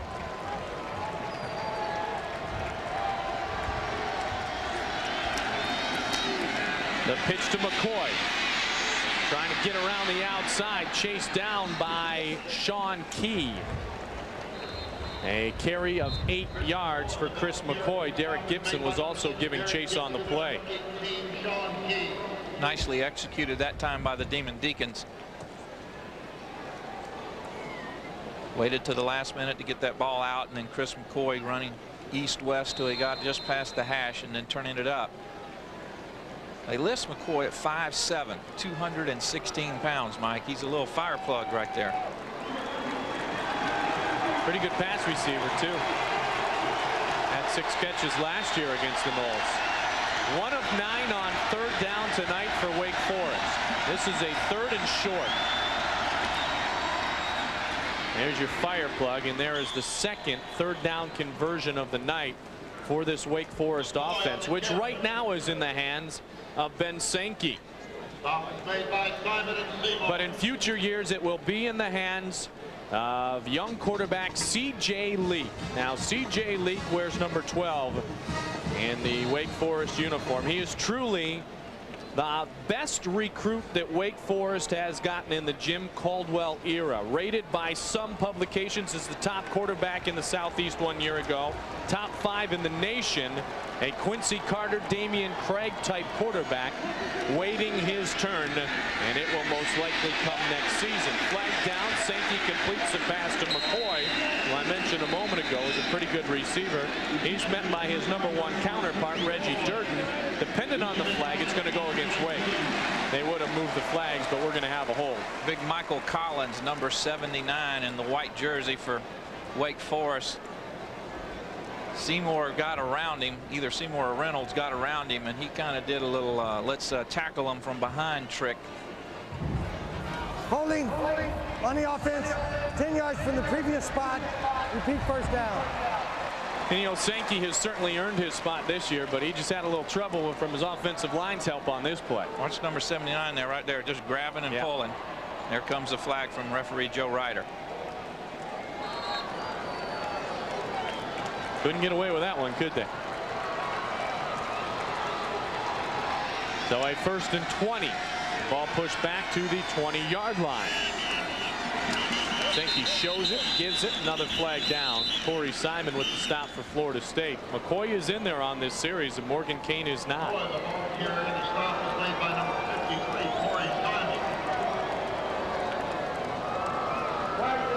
Ball start on the offense. 5 yards, still 1st down. Now, this is far from what you want if you're that man. Visibly upset Jim Caldwell. Not the way he wanted his offense to be in the first couple of series of the 3rd quarter. And they finally had a little something going. Finally moved the chains, then got a big completion on the next play. That comes back on a hold, and there's movement at the line, and now it's 1st and 25 from the 15-yard line. It'll be 2nd and 24 at best, dependent on the mark. Wake Forest sitting at 33 yards rushing on the big scoreboard. Florida State defensively only giving up 86.7 a game. Another look at it here. Split action. Fullback goes one way, McCoy goes the other. Everything's plugged up in there. Bradley Jennings and Theon Rackley on top, and the big boys underneath.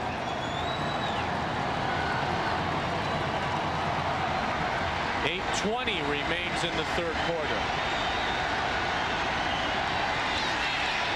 Sankey avoids pressure, throws it towards Jamie Dees. Did he bring it down? Yes, he did. Good catch in front of Cookie Thomas by Jamie Dees, the senior wide receiver. Good for 40 yards. Before you jump over Cookie Thomas over this on this nice reception by Dees, you put the minus on this one on Sean Key, number 18, the safety. Reads the play all the way and then doesn't make a play on the football. Watch him right there, and then goes behind, lets the receiver cut in front of him. Thomas knows he's got help on top. He's underneath, and Key's got to come across and intercept this pass, Mike. Last 2 games in a row, we've seen Florida State safeties not make football plays once the ball's in the air. They have made it into Florida State territory. And they give it up the middle again to Morgan Kane. He carries for 2. It'll be 2nd and 8 from the 43 of Florida State. Jennings with the stop.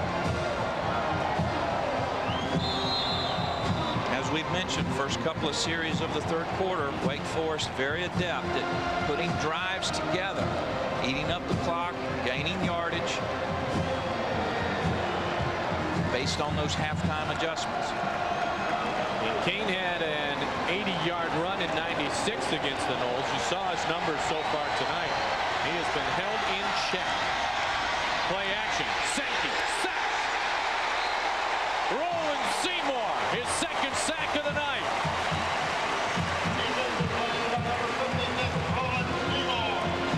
And a loss of 8. We've seen Florida State's defensive ends get close to Sankey all night long. Ground level look at it here. Right-hand side of your screen as he rolls out and then turns. Actually ends up being his backside because he's turned out. Right there's Roland Seymour to pick up sack number 3. Had 1 coming into the night. You add the 2 for this evening. Season total stands at 3. A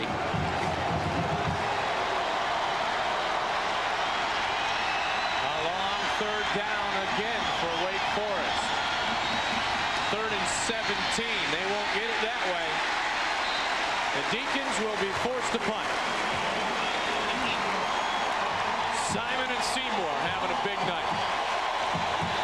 Florida State fans very appreciative of that defensive effort minus that 40-yard reception. Another look at Sankey makes the decision to go inside on Reynolds, but help is right there. Watch Seymour get up, and then Corey Simon right there. Now remember, Matt Brenny's last punt went for just 9 yards. This one a little bit better than that. Still a wobbler though. And it will be played and touched dead by Wake Forest at the 22. So they have not given Durden many opportunities for run backs here tonight, but Mickey Andrews' defense still in a nasty mood here in the second. Wanke works it. 1st and 10 from the 23. Just a little out pattern. Good for a couple of yards. Marvin Minnis makes the reception. Florida State needing to work the middle part of the field in between the hashes just behind the linebackers with this 2-deep secondary of Wake Forest. You can try to burn them on the outside. These safeties are very good at getting outside. Something down the middle, post, tight end up the middle, that type of thing might be something Mark Richt looks for. Travis pulls his way ahead again, and it will be a first down for the Seminoles. They lead 16-3. Now Wake Forest is in danger of falling to 500 on the year and a record of 3-3. Travis Minor continues to move up the list. He comes in now at 8th all-time, 2,022 career yards. And talked about the man from the same high school, Baton Rouge Catholic High School, Warrick Dunn, the all-time Seminoles rushing leader. Over the middle, reception made by number 19, Greg Moore, a freshman flanker from Bartow. 17-yard reception, his first catch here tonight. Florida State continues to run their skill people in and out. Coming into tonight, Mike, 15 different kids had a rushing attempt, 18 different kids with a reception. Chris Winkie threw to 11 different receivers last week against Miami.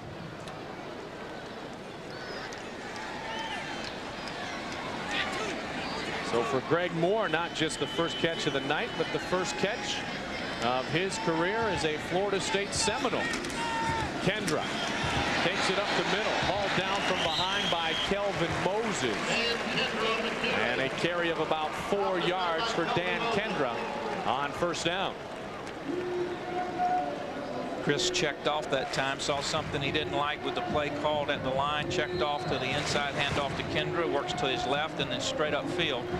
Kelvin Moses closes from his middle linebacker position, but Danny still picks up 4 or 5.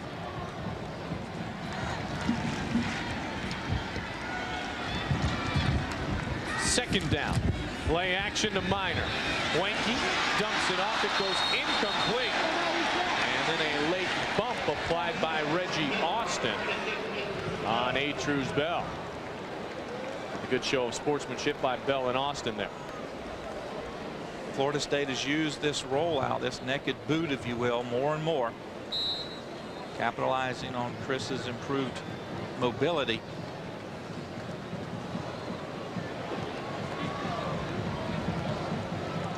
Receivers coach Jeff Bowden there. 3rd and 6 for the Seminoles. Weinke with time, and he hits his man. And it is Jermaine Stringer who had the 48-yard touchdown against the Canes and has had a couple of good catches here again tonight. There again, you see those intermediate routes, Mike, 15 to 20 yards downfield, not outside of the numbers, inside the numbers, closer to the hashes. This time a curl route by Stringer. Chris does a good job of leading it to the outside, away from problems, converting the first down. 15 yards for Stringer, 3 for 80 now on the night. The chains move, the football spotted at the 29. They pitch to Minor. He comes near side, trying to extend his way around and scooted out of bounds at the 28-yard line. Good pursuit on the play by the sophomore linebacker Mark DiOrio, and finally David Moore shuffled his way to push Minor out of bounds. In years past, you could run east to west against a team like the Demon Deacons and then get within 3 or 4 yards of the sideline and turn it up, but not against this particular defense. David Moore and company very quick, and Travis with nowhere to go runs 40 or 50 yards to pick up 1. Was it 40 or 50 really? Maybe 38. All right. This one goes incomplete. Intended receiver was Tallman Gardner. So something the Wake Forest defense is doing, or should fans really be a little bit frustrated with the offense tonight? I think you need to be frustrated with the offense. Florida State on the offensive side of the ball with very little intensity. One would say certainly normal after a big game against an arch rival like Miami. But if you're going to continue your pursuit of the national championship, you've got to take advantage of opportunities where you outmatch someone personnel-wise to work on the things that will make you better as you move into the last half of the season. Another 3rd and long here, Keith. 3rd and 9 over the middle, and they hit this time Atruz Bell. So Bell and Stringer starting to catch some footballs, and Florida State knocking on the door again, although there is a flag down on the field. There's the middle of the field that I was talking about. Florida State's going to be flagged for another holding. There's that intermediate level. You see Mark Richt right there. Probably has a headache. I would. 5th or 6th holding call on Florida State, but effectively attacking the middle of that field, that middle block of the field, 12, 15 yards on up to about 25 or 30. Holding on the offense, 10 yards from the previous spot. Repeat 3rd down. That'll be 3rd and 19 now. See if we get another look at it here. Not sure it occurred right there. It might have been on the right-hand side on that takedown.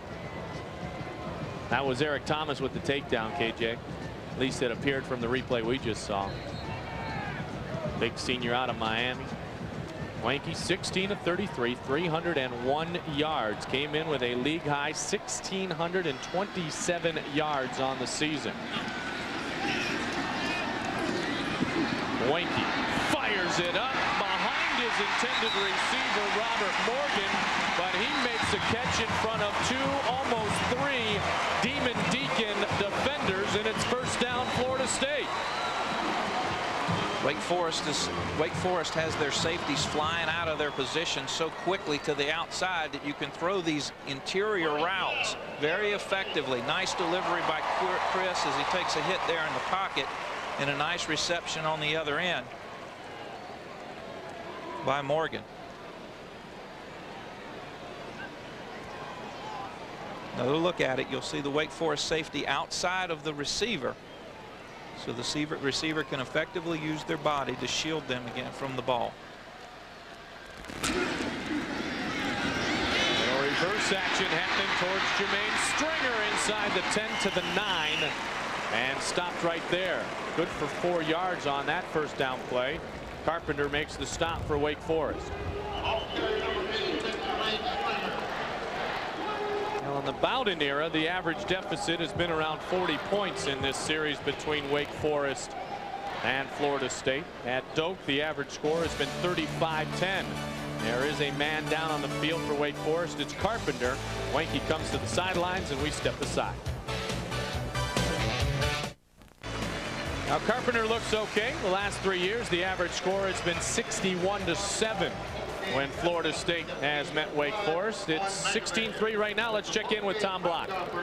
Mike, I just spoke with Ron Dugans. He just came out of the locker room, and his family's down there with him. He's already showered and dressed, so obviously he's not going to return tonight. He said he's headed to x-rays either tonight or tomorrow. He just landed on his chest trying to make that catch in the first half. He seemed to be doing a bit better now, but he said he was in severe discomfort when the injury first occurred, so we can only cross our fingers on that one. Mike?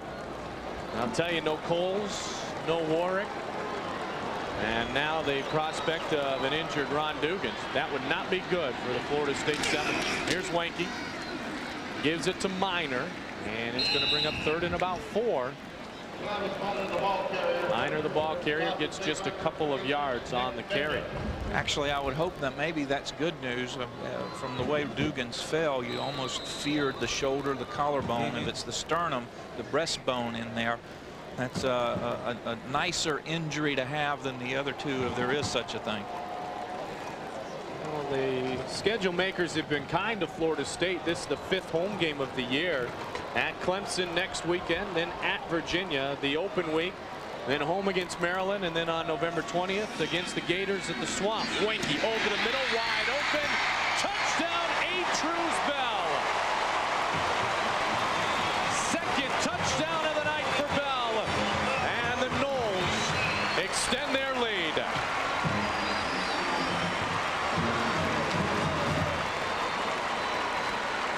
Again, working the interior part of this Wake Forest defense with in the red zone. The safeties are completely off of and backed out of the play. Atruz with a little slant pattern from his slot position converts the touchdown. Janikowski on for the PAT, chips it up and good, and it is 23-3 Florida State.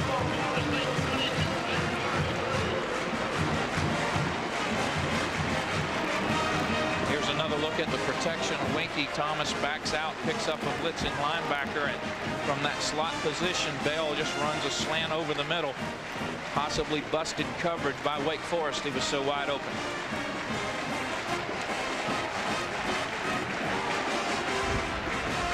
Chris's reaction afterwards seems to have found his rhythm, Mike. A big night for that man right there. Smile to the camera, Atruz. Atruz Bell, 2 touchdown receptions. That one from 9 out, the one a couple of minutes ago from 12 yards out. We're very excited, Atruz Bell, and Wanke all of a sudden put together a pretty decent night too. KJ had 332 yards last week against Miami, and with that one a moment ago, Chris Wanke good for 335 yards here tonight, a new season high for Chris Wanke.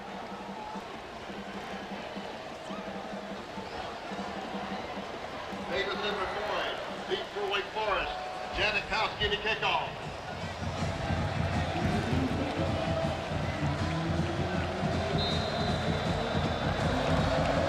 Under a minute remains here in the 3rd quarter.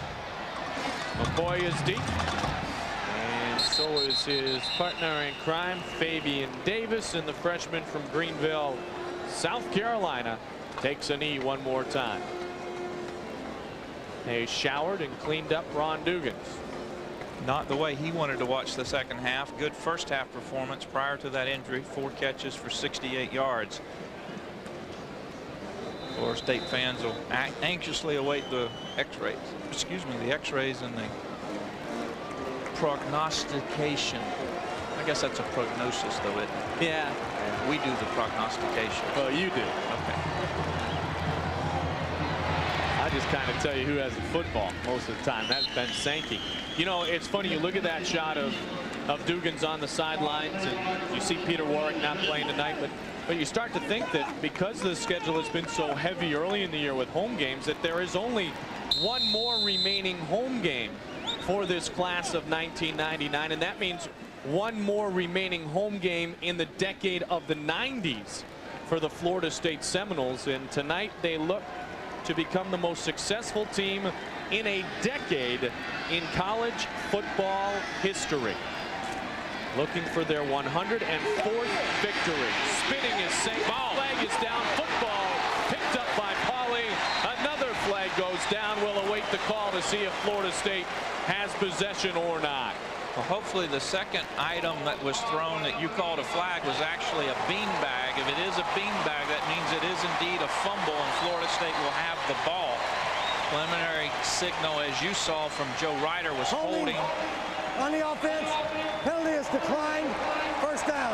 That'll obviously was indicated to be declined, and Florida State will have the ball between the 7 and 8 yard line. Here's another look at it. Chris Walker right from the outside, and then David Warren from the outside slips his hand in there, and then Tommy Polley picks the ball up. And remember, you can advance the ball now behind the line of scrimmage. That was a rule change a couple of 3 years ago.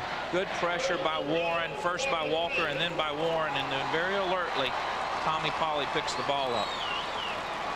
First turnover forced by the Seminoles tonight. They had one forced against the Canes last week. They were on a roll there for a couple of weeks against North Carolina and NC State. First and goal.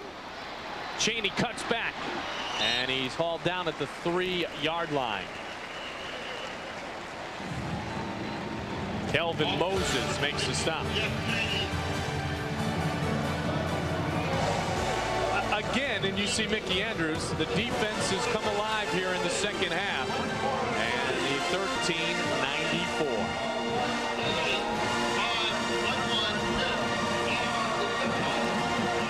They're starting to like it now. 23-3, and Florida State knocking on the door again. A second and goal from the 3 yard line after the first turnover of the night by Wake Forest. The fumble recovery by Tommy Polley.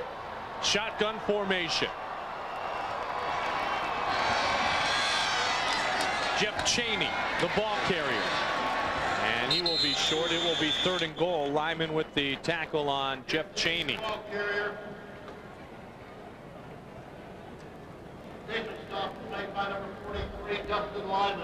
Chaney seeing the bulk of the playing time here in the last couple of series of the second quarter, and now here in the third. They like to use him down in the goal line because he's so big and tough from the tailback position. Stands 6 foot but weighs 205 pounds.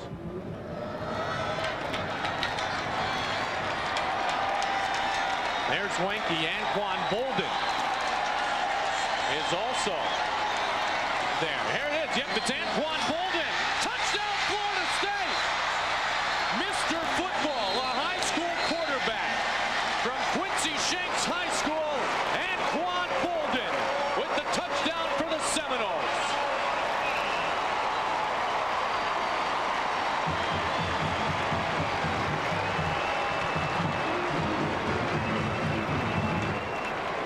We saw Peter Warrick do this in the opening game of the year. Now you're seeing Anquan Bolden do it.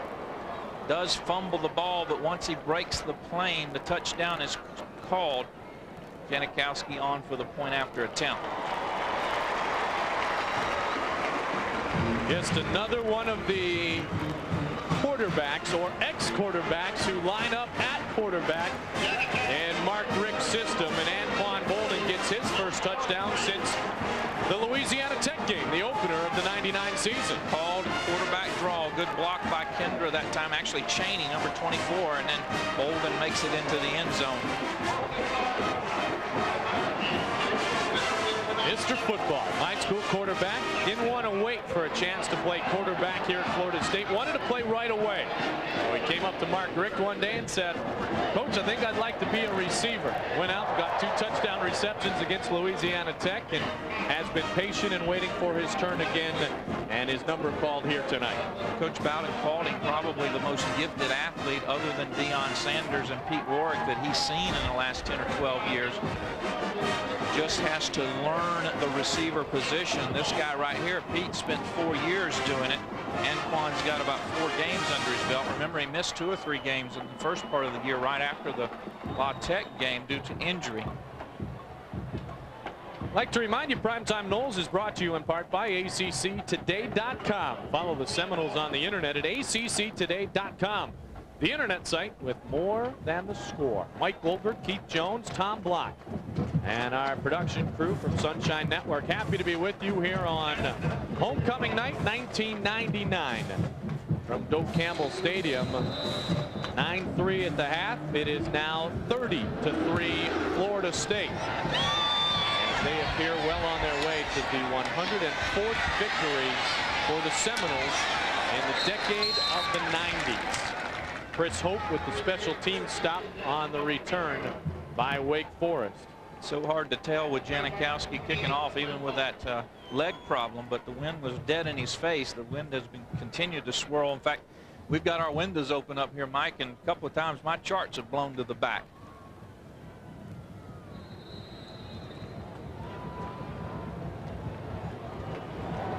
So Sankey still at quarterback. No C.J. Lee. C.J. has appeared just the one time this year. Morgan Cain's in trouble. Good block throw. McCain hit back at the initial line of scrimmage by Reggie Durden. Abdul Howard was giving chase, so was David Warren. And finally, Durden makes the tackle. And chatting with Mickey Andrews, not this week, but last week prior to the Miami game, we were talking about Reggie Durden. And he broke his finger during practice of Hurricane Week, simply put it back into place and taped it to his middle finger, and then went out and started doing ball drills. Tough little guy. Now, when we asked Mickey earlier to describe Reggie Durden, he said, a winner, plain and simple. Sankey steps up, he's sacked. Another sack for Florida State. And this time it comes from number 97, Tony Benford, freshman defensive tackle out of Denver, Colorado. 270 pounds, 6'4". Some of the reserves seeing some playing time. Sankey's going to work out, and then Benford is going to welcome him to Doak Campbell Stadium. Third sack of the night for the Florida State defense. The other two this evening by Roland Seymour. So Benford gets his first career sack in a Seminole uniform. The 2s and 3s are going to get a chance to play now. Wake Forest dumps it off. It is Morgan Cain. And they're just trying to get the ball to Morgan Cain any way they can. Tate Cody stops him. And on the 3rd and long, it's going to bring out another punting situation for the Demon Deeps. We mentioned in our keys to the game that Florida State's second unit had to perform well in anticipation of them getting playing time. And unlike what happened over in Duke a couple of weeks ago against Wake, the second unit is playing nicely.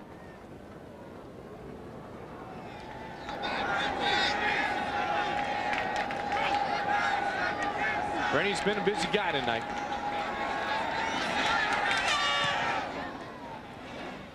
End over end kick, taking it to 38. And Reggie Durden has room. Durden into Wake Forest territory, chased down from behind by number 36, Keyshawn Smith. Now there's a flag that it seems is going to go against Florida State. Against Wake. That'll be Wake. Hold at the line of scrimmage. Preliminary indication by Joe Ryder. Holding on the kicking team. Penalty is declined. First down. We've seen it so many times going against Florida State, we automatically assume that time Wake guilty. Florida State with their push return on, they get up in the offense's face and push them to keep them off from getting downfield. And that time Durden did a good job of finding a crease and zipping up it. 35-yard return for Reggie Durden, and here comes Chris Wanke still.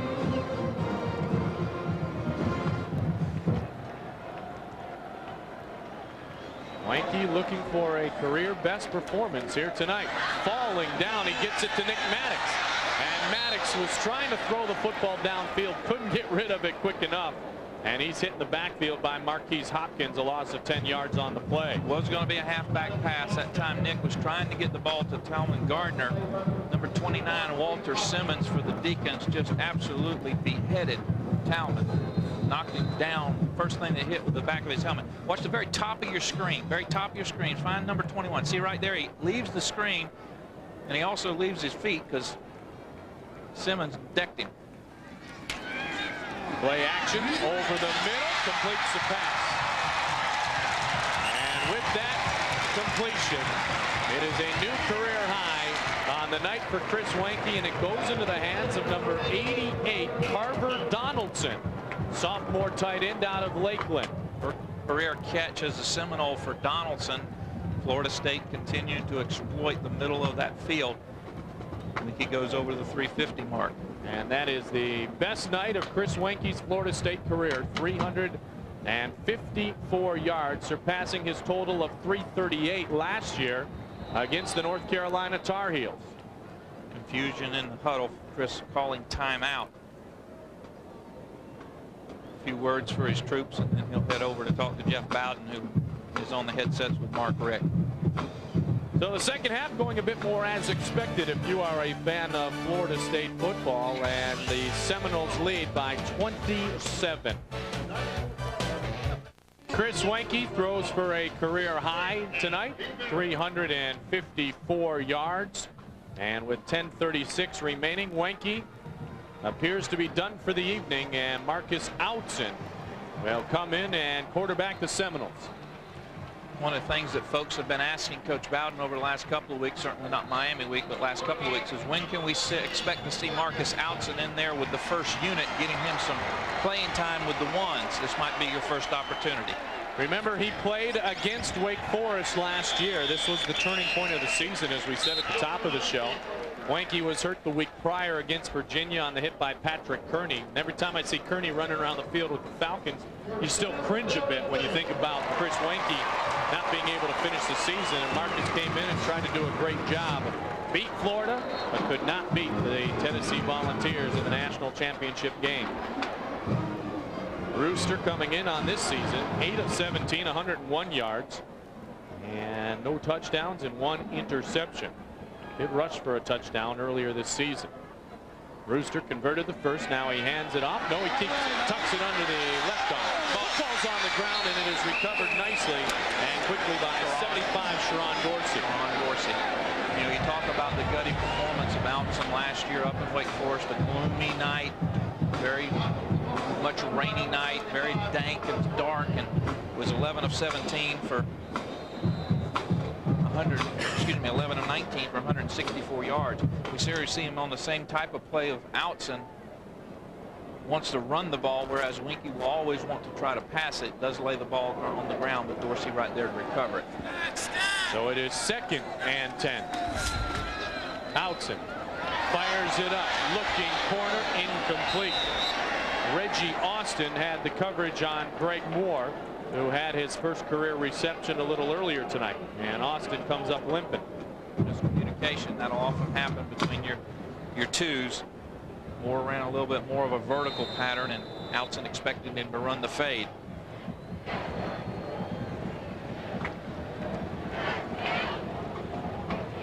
So Outzen in at quarterback. Stringer checks in at wide receiver. Nick Maddox is lined up in the backfield with Chad Mader at fullback. Big Donald Heaven, number 78, seeing some playing time after battling the flu this week.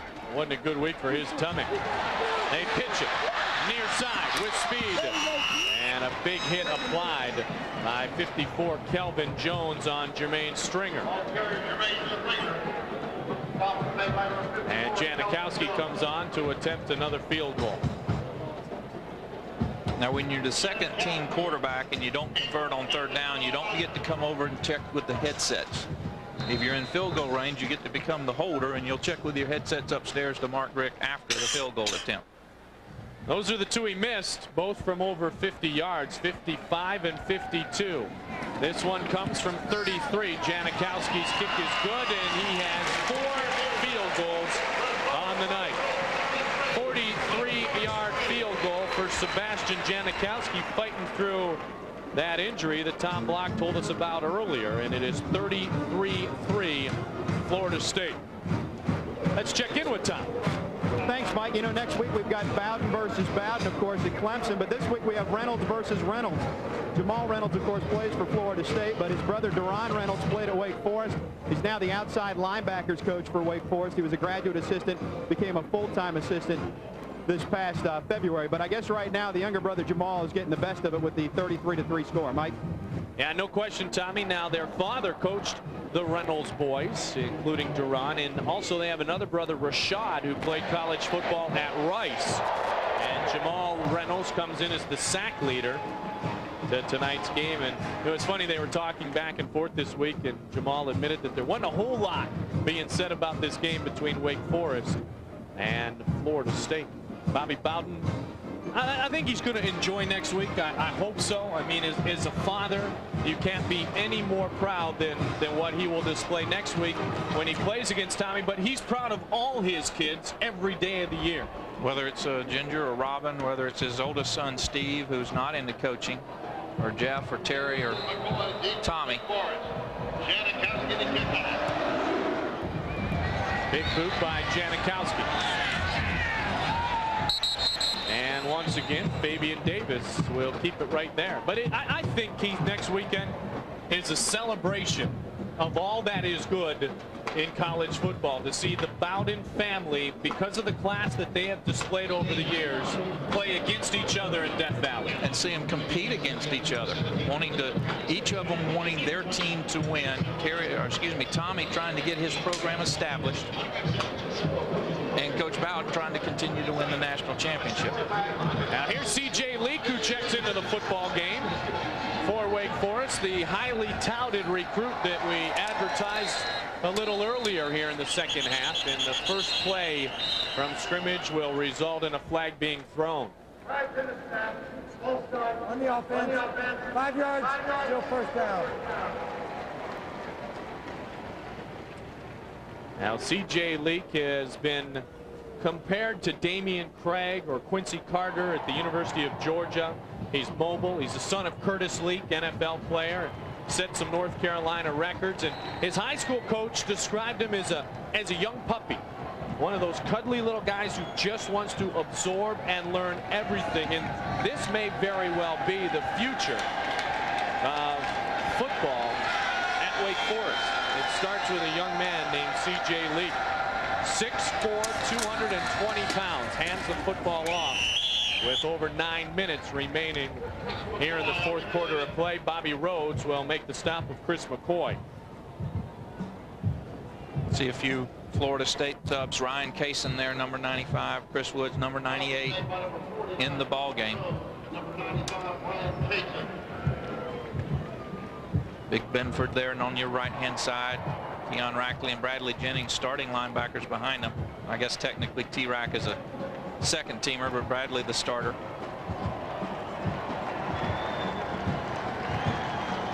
And C.J. Leak wants a timeout. First timeout of the second half utilized by Wake Forest. So Leak is in the game. A lot of the 2s and 3s in the contest for Florida State. They lead by 30. Get store-wide savings so hot, they sizzle during the Sizzlin' Summer Sale at Rex. Hurry for this Panasonic Palm Quarter with 2.5-inch color LCD monitor and more for just $3.99. Rex has this Sanyo 1.7 cubic foot cube refrigerator with ice compartment for only $79. And buy this Dolby Digital Pioneer AV receiver with 400 watts total power for just $198, and get a pair of soundbite speakers free. Terrific value, terrific price at the Sizzlin' Summer Sale right now at Rex. Get out of here.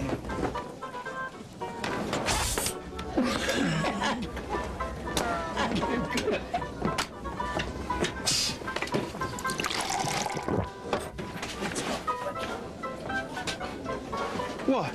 You want to dance, old man? Want strong bones? Calcium may help prevent osteoporosis. Hi, I'm Ellen Taves Willick, and I've got a secret. It's nestled among rolling hills and towering pines, where Gothic archways for nearly a century and a half have welcomed young minds. It's where the spirit of service is measured against the spirit of history's heroes, and graduates go on to become governors, astronauts, and even the first woman to win a Pulitzer Prize in music. Perhaps you've heard of my secret to success.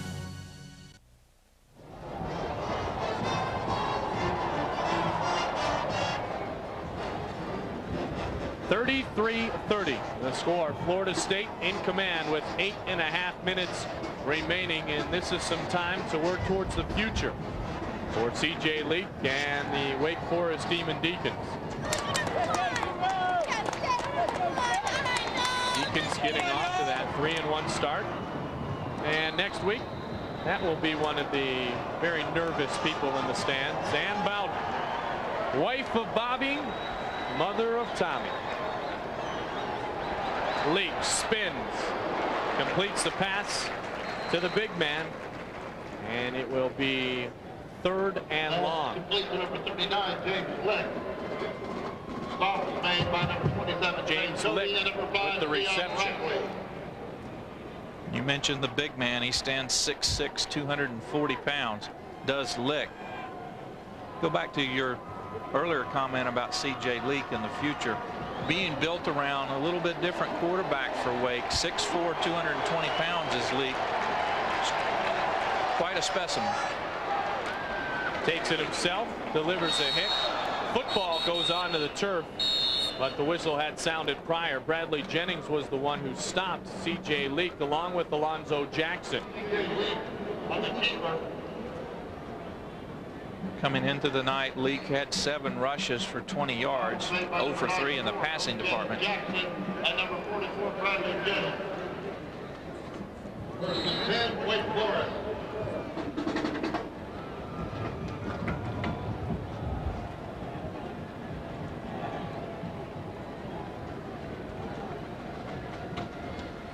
So the first down on the keeper by C.J. Leak, and the football is spotted on the 30-yard line.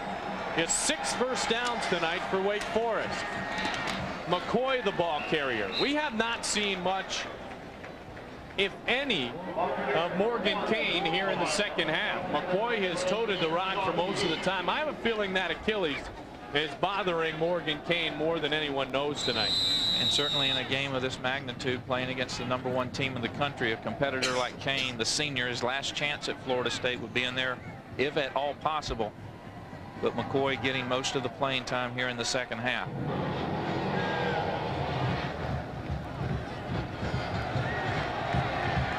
Leak will work it, 2nd and 9. C.J. play action, rolls near side, throws it on the run, in and out of the hands of his intended receiver, but the flag is thrown. Fabian Davis was the intended receiver, but the flag goes down. Cookie Thomas had the coverage. Well, hopefully we'll have a replay of this because I didn't see it. See, holding is different than pass interference. I think the bulk of the folks thought that it was going to be a pass interference call, but a holding call on Cookie. See him standing there with Mickey Andrews. Mickey doesn't say much, but you need to listen when it comes out. A lot of times when it comes out, it's hard not to hear it. That's Holding for sure. On an eligible pass receiver on the defense, 10 yards, first down. By that call from Joe Ryder, I don't think the call was on Cookie. He said an eligible pass receiver, not necessarily the one that it was intended to. Certainly not pass interference. Flag comes way late from the left-hand side of your screen, the back judge. Nonetheless, they move the chains, and it's 1st and 10 from the 41. Leak checks off at the line. Movement by Warren. Flag is dropped. And C.J. Leak's pass too high for his intended receiver, number 3, Jimmy Caldwell, the sophomore. Now let's check back downstairs with Tom Block. Thanks, Mike. I got a familiar face here. Warwick Dunn with the Tampa Bay Bucks. Of course, they're off this week, so Warwick is in town. You enjoy coming back to Tallahassee where you starred for so many years? I don't think I starred, but I'm happy to be back. I just got back in town. I wanted to come in and catch a game. I couldn't come and catch one last year, so I wanted to catch up a little bit, see the guys, see Coach Bowden, just hang out. You think this could be their year? You were here the first time around when they got national title #1. Well, I definitely think this is their year because they have a lot of talent, much more talent than what we had when I was here. So I think it matters just the guys staying together and playing hard. Final question. We saw you on Sunday Night Football get your knee dinged up. You going to be all right? I should be fine. I'm a trooper. All right. Best of luck to you. All right. Appreciate it. Warwick Dunn. Mike? Now he is a trooper, to say the least, and the all-time leading rusher in Florida State Seminoles history. Don't let that soft speaking voice belie the heart of a lion and the competition and competitor that Warwick is. He probably is tough a competitor in his frame as any Florida State player who's ever been here. That's saying something, isn't it, KJ? Seymour bats down the pass attempt by C.J. Leak. See, Seymour's arm is wrapped up there. He's been battling a bruise, contusion, etc. on that right arm. Doesn't seem to affect him on this play. He comes unblocked and then gets his right hand up and knocks that ball down out of an intended screen by C.J. Lee. Now, bruised or not, instinct takes over in a play like that. So it'll be a 3rd down and short yardage needed for Lee, McCoy, and the Wake Forest offense. So Sankey and Morgan Kane unable to do much of anything tonight. Look at that, 29 yards rushing. And McCoy is stopped short. A 1st down by Jennings and Tommy Polley. What makes that 29 yards rushing even more impressive is that Wake, as we've mentioned, averaging 201 yards per game coming into tonight. Had 459 yards of total offense versus Army, 320 of it on the ground. You know, I had marked down on my sheet early, you know, the Mickey Andrews rush defense against the Jim Caldwell Morgan Kane rush offense, and Mickey and his boys won that battle big time here tonight, which is why Brenny has to punt the football away for Wake Forest again. Durden signifies the fair catch, couldn't handle the football. Now he takes it at 4 and brings it back to where he had signified in the first place for the fair catch on the play. They'll step aside, just under 5 minutes remains. Florida State leads Wake Forest 33-3. It's here. The referees are actually going to spot the football inside the 5-yard line of Florida State. I'm not sure I quite heard the call. It was a fair catch call that was fumbled, and then Durden tried to advance the ball. I think the ruling is if you signal for the fair catch and catch it cleanly, obviously you can't run. If you muff or fumble the fair catch, then you're required to try to get on the ball and stay on the ball as opposed to advancing it. Or I may be wrong. Makes sense to me, partner. Nonetheless, the football's on the 2-yard line, and they run it up the middle out to about the 6-yard line. Florida State somewhat emptying their bench here today as Davey Ford, number 22, gets his first carry of the night. Now they have spread it around. Look at all the receivers hit this evening, and Anquan Bolden with one of the receptions for 22 yards, a touchdown of his own on the ground, and Atruz Bell, the star receiver, with 2 touchdowns tonight. Remember, Dugans, with those 4 receptions before he was hurt in the first half, has not played here in the second half. Outson fakes it to Davey Ford. Now Rooster scrambles, and he's hit from behind at the 5-yard line. Devon Mellerson and Rufus Taylor. During practice, Rooster very effective at running this Florida State offense, but he is such a competitor and so competitive that coaching staff feeling like sometimes he brings it down and wants to run with it maybe just a little bit too quick. That time a good decision. There was nowhere to go and good pressure, but learning to stay in the pocket, learning to stay with the rollout and deliver the pass. That's a process that Rooster's going to have to go through. Florida State was up to 50% on 3rd down conversions. They'll fall under 50% again here. Davey Ford well short on the carry, and Cottrell into punt. Now you just want to, sometimes you just want to get through a game like this on an eerie Saturday evening and think about the next 2 challenges on the road, and there will be no lack of emotion next week in Death Valley. Well, we mentioned the need for intensity. This is the type of game that requires you to play for yourself as opposed to play against the opponent. Virginia has had some struggles. Sorry, Keith, second punt for Keith. Virginia's had some struggles, but that's never easy in Charlottesville either. Cottrell's punt takes a favorable bounce, and it'll be just about down at midfield by Malcolm Tatum. Well, in exactly 2 minutes and 49 seconds of playing time, Florida State will officially become the greatest team of any decade in college football history. They will score their 104th win, better than the Alabama teams of the 70s, better than the Nebraska teams of the 80s. Quite an accomplishment, particularly when you look at the fact that Coach Bowden did it, and after already having been here 15 years, building the program, having great success, and then taking it to an even higher level. Quite remarkable. Chris Hope makes the stop, carry of 8 yards for Wake Forest. And we started to talk a little bit earlier. We saw the shot of the First Lady of Florida State football and the Mrs. Bowden of this team of the decade. And looking forward to our presentation of Primetime Knowles from Death Valley next weekend. And Bobby will be able to think about Tommy and Clemson. It'll be another football game once they get things started. That is what Bobby has pretty much said all along. But there will certainly be emotions. And we talked to Ann Bowden earlier today. We'll have some of that interview next week on Primetime Knowles, KJ. But, I mean, she was quick to point out that Florida State and Bobby Bowden have a lot more to lose this year for Tommy to beat Daddy in his first try than Tommy has to gain. And that was, of course, with all due respect to the Clemson football program. Without a doubt. I mean, Tommy's trying to build his program. Certainly a win over his dad would be monumental, but they don't expect it. It is not expected of Tommy. Florida State, on the other hand, is expected to compete and be the front runner for the national championship. And a loss at Clemson is much more devastating than the win for Tommy would be on the positive side. Now let's take a look at tonight's Subway sub of the game. It is that young man, A. Truesbell. 3 receptions, 42 yards, 2 touchdowns. The best night of that young man's Florida State career. A. Truesbell, tonight's Subway sub of the game.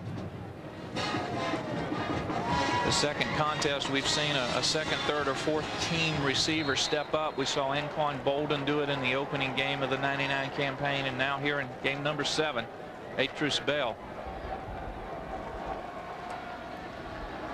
C.J. Leak with 1 minute and 8 seconds remaining.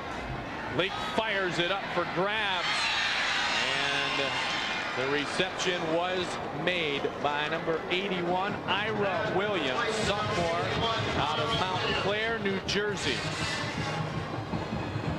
Minute 2 on the clock. Wake's called timeout. Play action by Leak. Nice delivery. Ball was underthrown a little bit, but nice delivery. Put in a place where Williams can make the call. Ira Williams. Second time we've seen Williams go up and make an acrobatic reception this evening. 27 yards on the pass from C.J. Leak. This is something to learn for the future. Give C.J. Leak a little more experience calling the timeout here in this situation, down by 30 points. Now, once again, as we've talked about all night, be sure to catch Primetime Knowles next Sunday, featuring the matchup between the Seminoles and the Clemson Tigers. Primetime Knowles at 7 o'clock next Sunday, only right here on Sunshine Network. In case you are scoring at home, it will be another victory here in the decade in the ACC. 59-2. The Knowles record will go to against ACC competition here in the 90s. The wins were standing at 27 straight victories, 44-game unbeaten streak, increased both of those impressive runs by this Florida State team by 1 with a sound victory tonight against Wake Forest. Ironically, 30 of the 58 ACC wins by Florida State have been by at least 30 points, and that is where we stand right now with C.J. Leak and Wake Forest on the Florida State 12-yard line. Leak on the keeper, and he's inside the 10, carries it for 3 yards. Polly makes the stop. Remind you that Wake does have, according to the scoreboard, 1 timeout remaining. Apparently they will take it right now. Now remember, C.J. Leak used the first one, Keith, when he came into the game almost immediately on the second or third play of his first series from scrimmage.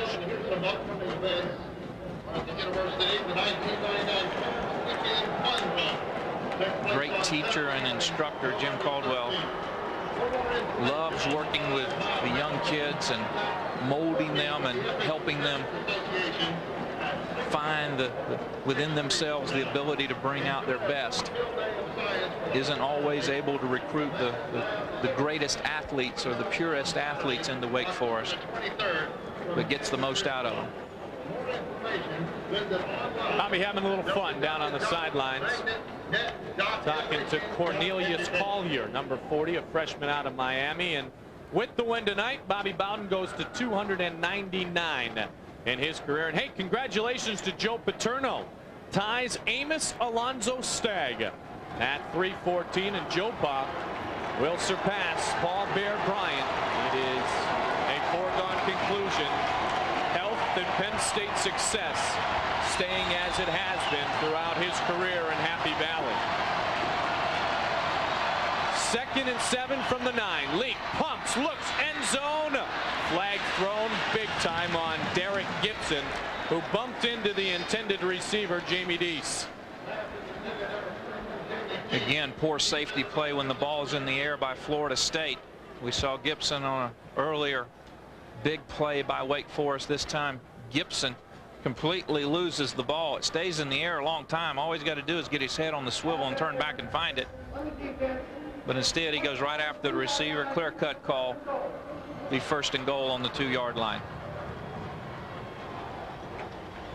And in case you're wondering, a pass interference call in the end zone by rule is an automatic 1st down on the 2. Now we saw that last week go Florida State's way against the Miami Hurricanes.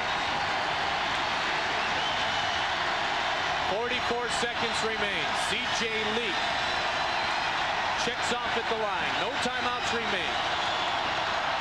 Looking end zone, incomplete.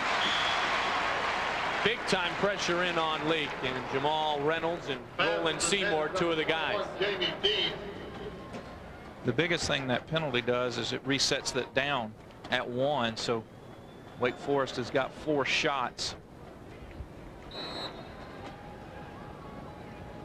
And 41 seconds left on the clock. Hey, Ben Sankey did all he could tonight. This defense of Florida State was overwhelming. But it is C.J. Leak's turn to gain some much-needed experience. He looks again, throws it in the flat, incomplete towards Jimmy Caldwell. 3rd and goal. Derek Gibson on the coverage. Good coverage that time by Gibson, one-on-one with the outside receiver. Stayed right on his hip pocket, made that ball be thrown over a shoulder, an outside shoulder. It was just a little errant. Dave Hart there talking with Warwick. What a job Dave Hart's done here at Florida State, Mike. From fundraising to facilities to scheduling, he's done it all. 3rd and goal. Throws it up. Did D stay in? No, but the flag is thrown against Tay Cody. Got 2 officials right on the sidelines. They're both signaling that it's a reception out of bounds, and the official in the middle of the field at the back line of the end zone throws the Holding on the defense on an eligible pass receiver, half a distance to the goal, 1st down. That turns the down clicker again to 1st down. See the 2 officials right there. Clearly he caught the ball out of bounds, and the flag comes away from the left-hand side from the middle. There you see it. It's the back judge right here who's running over that will actually throw the flag well after the play. On 1st and goal from the 1, C.J. Leak stops shy again. Remember, Wake has no timeouts. Clock is rolling, 21-20. They will take on UAB next weekend and then host Clemson. They're trying to get it in for C.J. Leak. Looking, throws it up high, and that will at least stop the clock with 4 seconds remaining. 1st string defense is in, and this right here is a little battle for pride, isn't it? Without a doubt. You want to come out of this ball game having only given up the 3 points that actually were caused by your offense. Mickey Andrews and Chuck Amata and Jim Gladden, Odell Hagens wanting their defense to get the 2nd half shutout. They'll take a timeout to regroup and settle down and calm down. That's how important saving those points are to this unit. And remember that Jim Caldwell's team has not scored in the 4th quarter against Florida State since 1994. Wake Forest, a school with an enrollment of 3,836. Florida State, as some of the Wake Forest kids said this week, a football factory with an enrollment of 30,500 and 19, but you would hope that he meant Football Factory in the good way, because Bobby Bowden and Dave Hart are also proud of what the student athletes who don't become professional football players are able to achieve also, and that is as important here at Florida State as it is to have Warrick Dunn run on Sundays for the Tampa Bay Buccaneers. And Ron Dugans is a perfect example of that. He has improved his NFL draft stock this year, but coming under this year, he was a free agent at best, but he didn't. He's already graduated. He's got his degree. He's attending classes for his postgraduate degree, and took advantage of that redshirt year and got his degree, and is able to continue playing under his eligibility and getting a few more hours, and he can go both ways, if you will, either the NFL or into business. I read an article this week, too, that Lavernius Coles wants to stay in school and finish up, too. Good job, Lavernius. He'll get things back on track. Could be the last play of the game. 3rd and goal from the 1. 4 seconds on the clock. Leak under center. Wings it up. Touchdown, Wake Forest. A statement, perhaps, for the future, as Jamie Dees hits the touchdown reception from C.J. Leak. We had commented that we had not heard much from Dees throughout the contest, but he comes up big on the last play. Clock has expired, but of course they will kick the point after attempt. Now they're going to go over the referee and talk to Jim Caldwell. At first they raised the arms up, did the officials. Now they may rule that it's out of bounds. And look at Caldwell's reaction.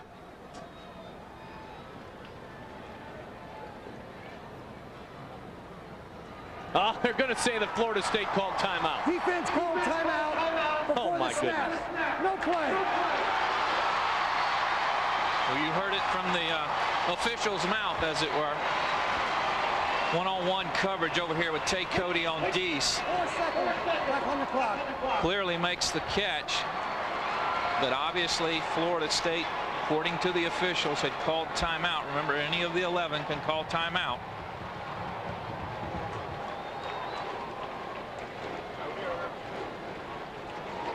Official there signaling to the Florida State bench that that's the final timeout.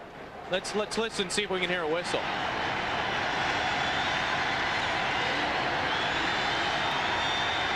Hard to pick up, though, with the crowd, but nonetheless they'll run the play again right here. 4 seconds back on the clock. 3rd and goal. The future of Wake Forest football behind center. And he's sacked, and a flag is thrown. If it's against the defense. Defensive holding on Tay Cody, top part of your screen. Time to grab yourself a chair. This one won't end. On the defense. Half the distance to the goal. Still first down. Well, I was halfway right. I was halfway right. That's right. You can't move it much closer to the goal line. But every time they're trying to let C.J. Leak make a play, that's the interesting thing about what Jim Caldwell's trying to do mentally here. Most highly touted recruit, and the tenure of that man is head coach in Winston-Salem.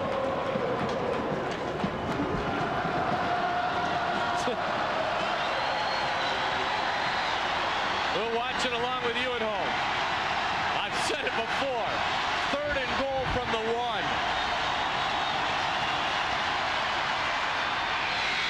Touchdown, Wake Forest.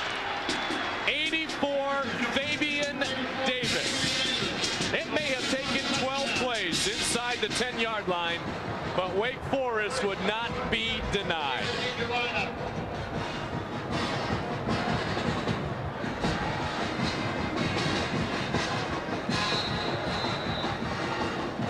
Davis with his first touchdown reception on the year. Florida State gives up the final 7 points in the last second. First of his career, KJ, the redshirt freshman out of Greenville. And the kick is good as time has expired. Fabian Davis hooks up with C.J. Lee for the touchdown, if you will, at the buzzer. And the Seminoles come away with victory number 299 for Bobby Bowden and the 104th win of the decade.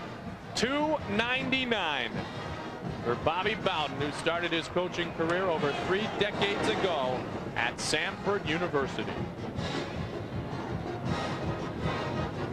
Chris Weinke with a career performance tonight, not as sharp and as intense as you would have hoped, but threw up the numbers. Florida State's offense better in a little bit in the first half, doing much better in the second. Sebastian Janikowski, you can tell from his posture, those ribs are bothering him.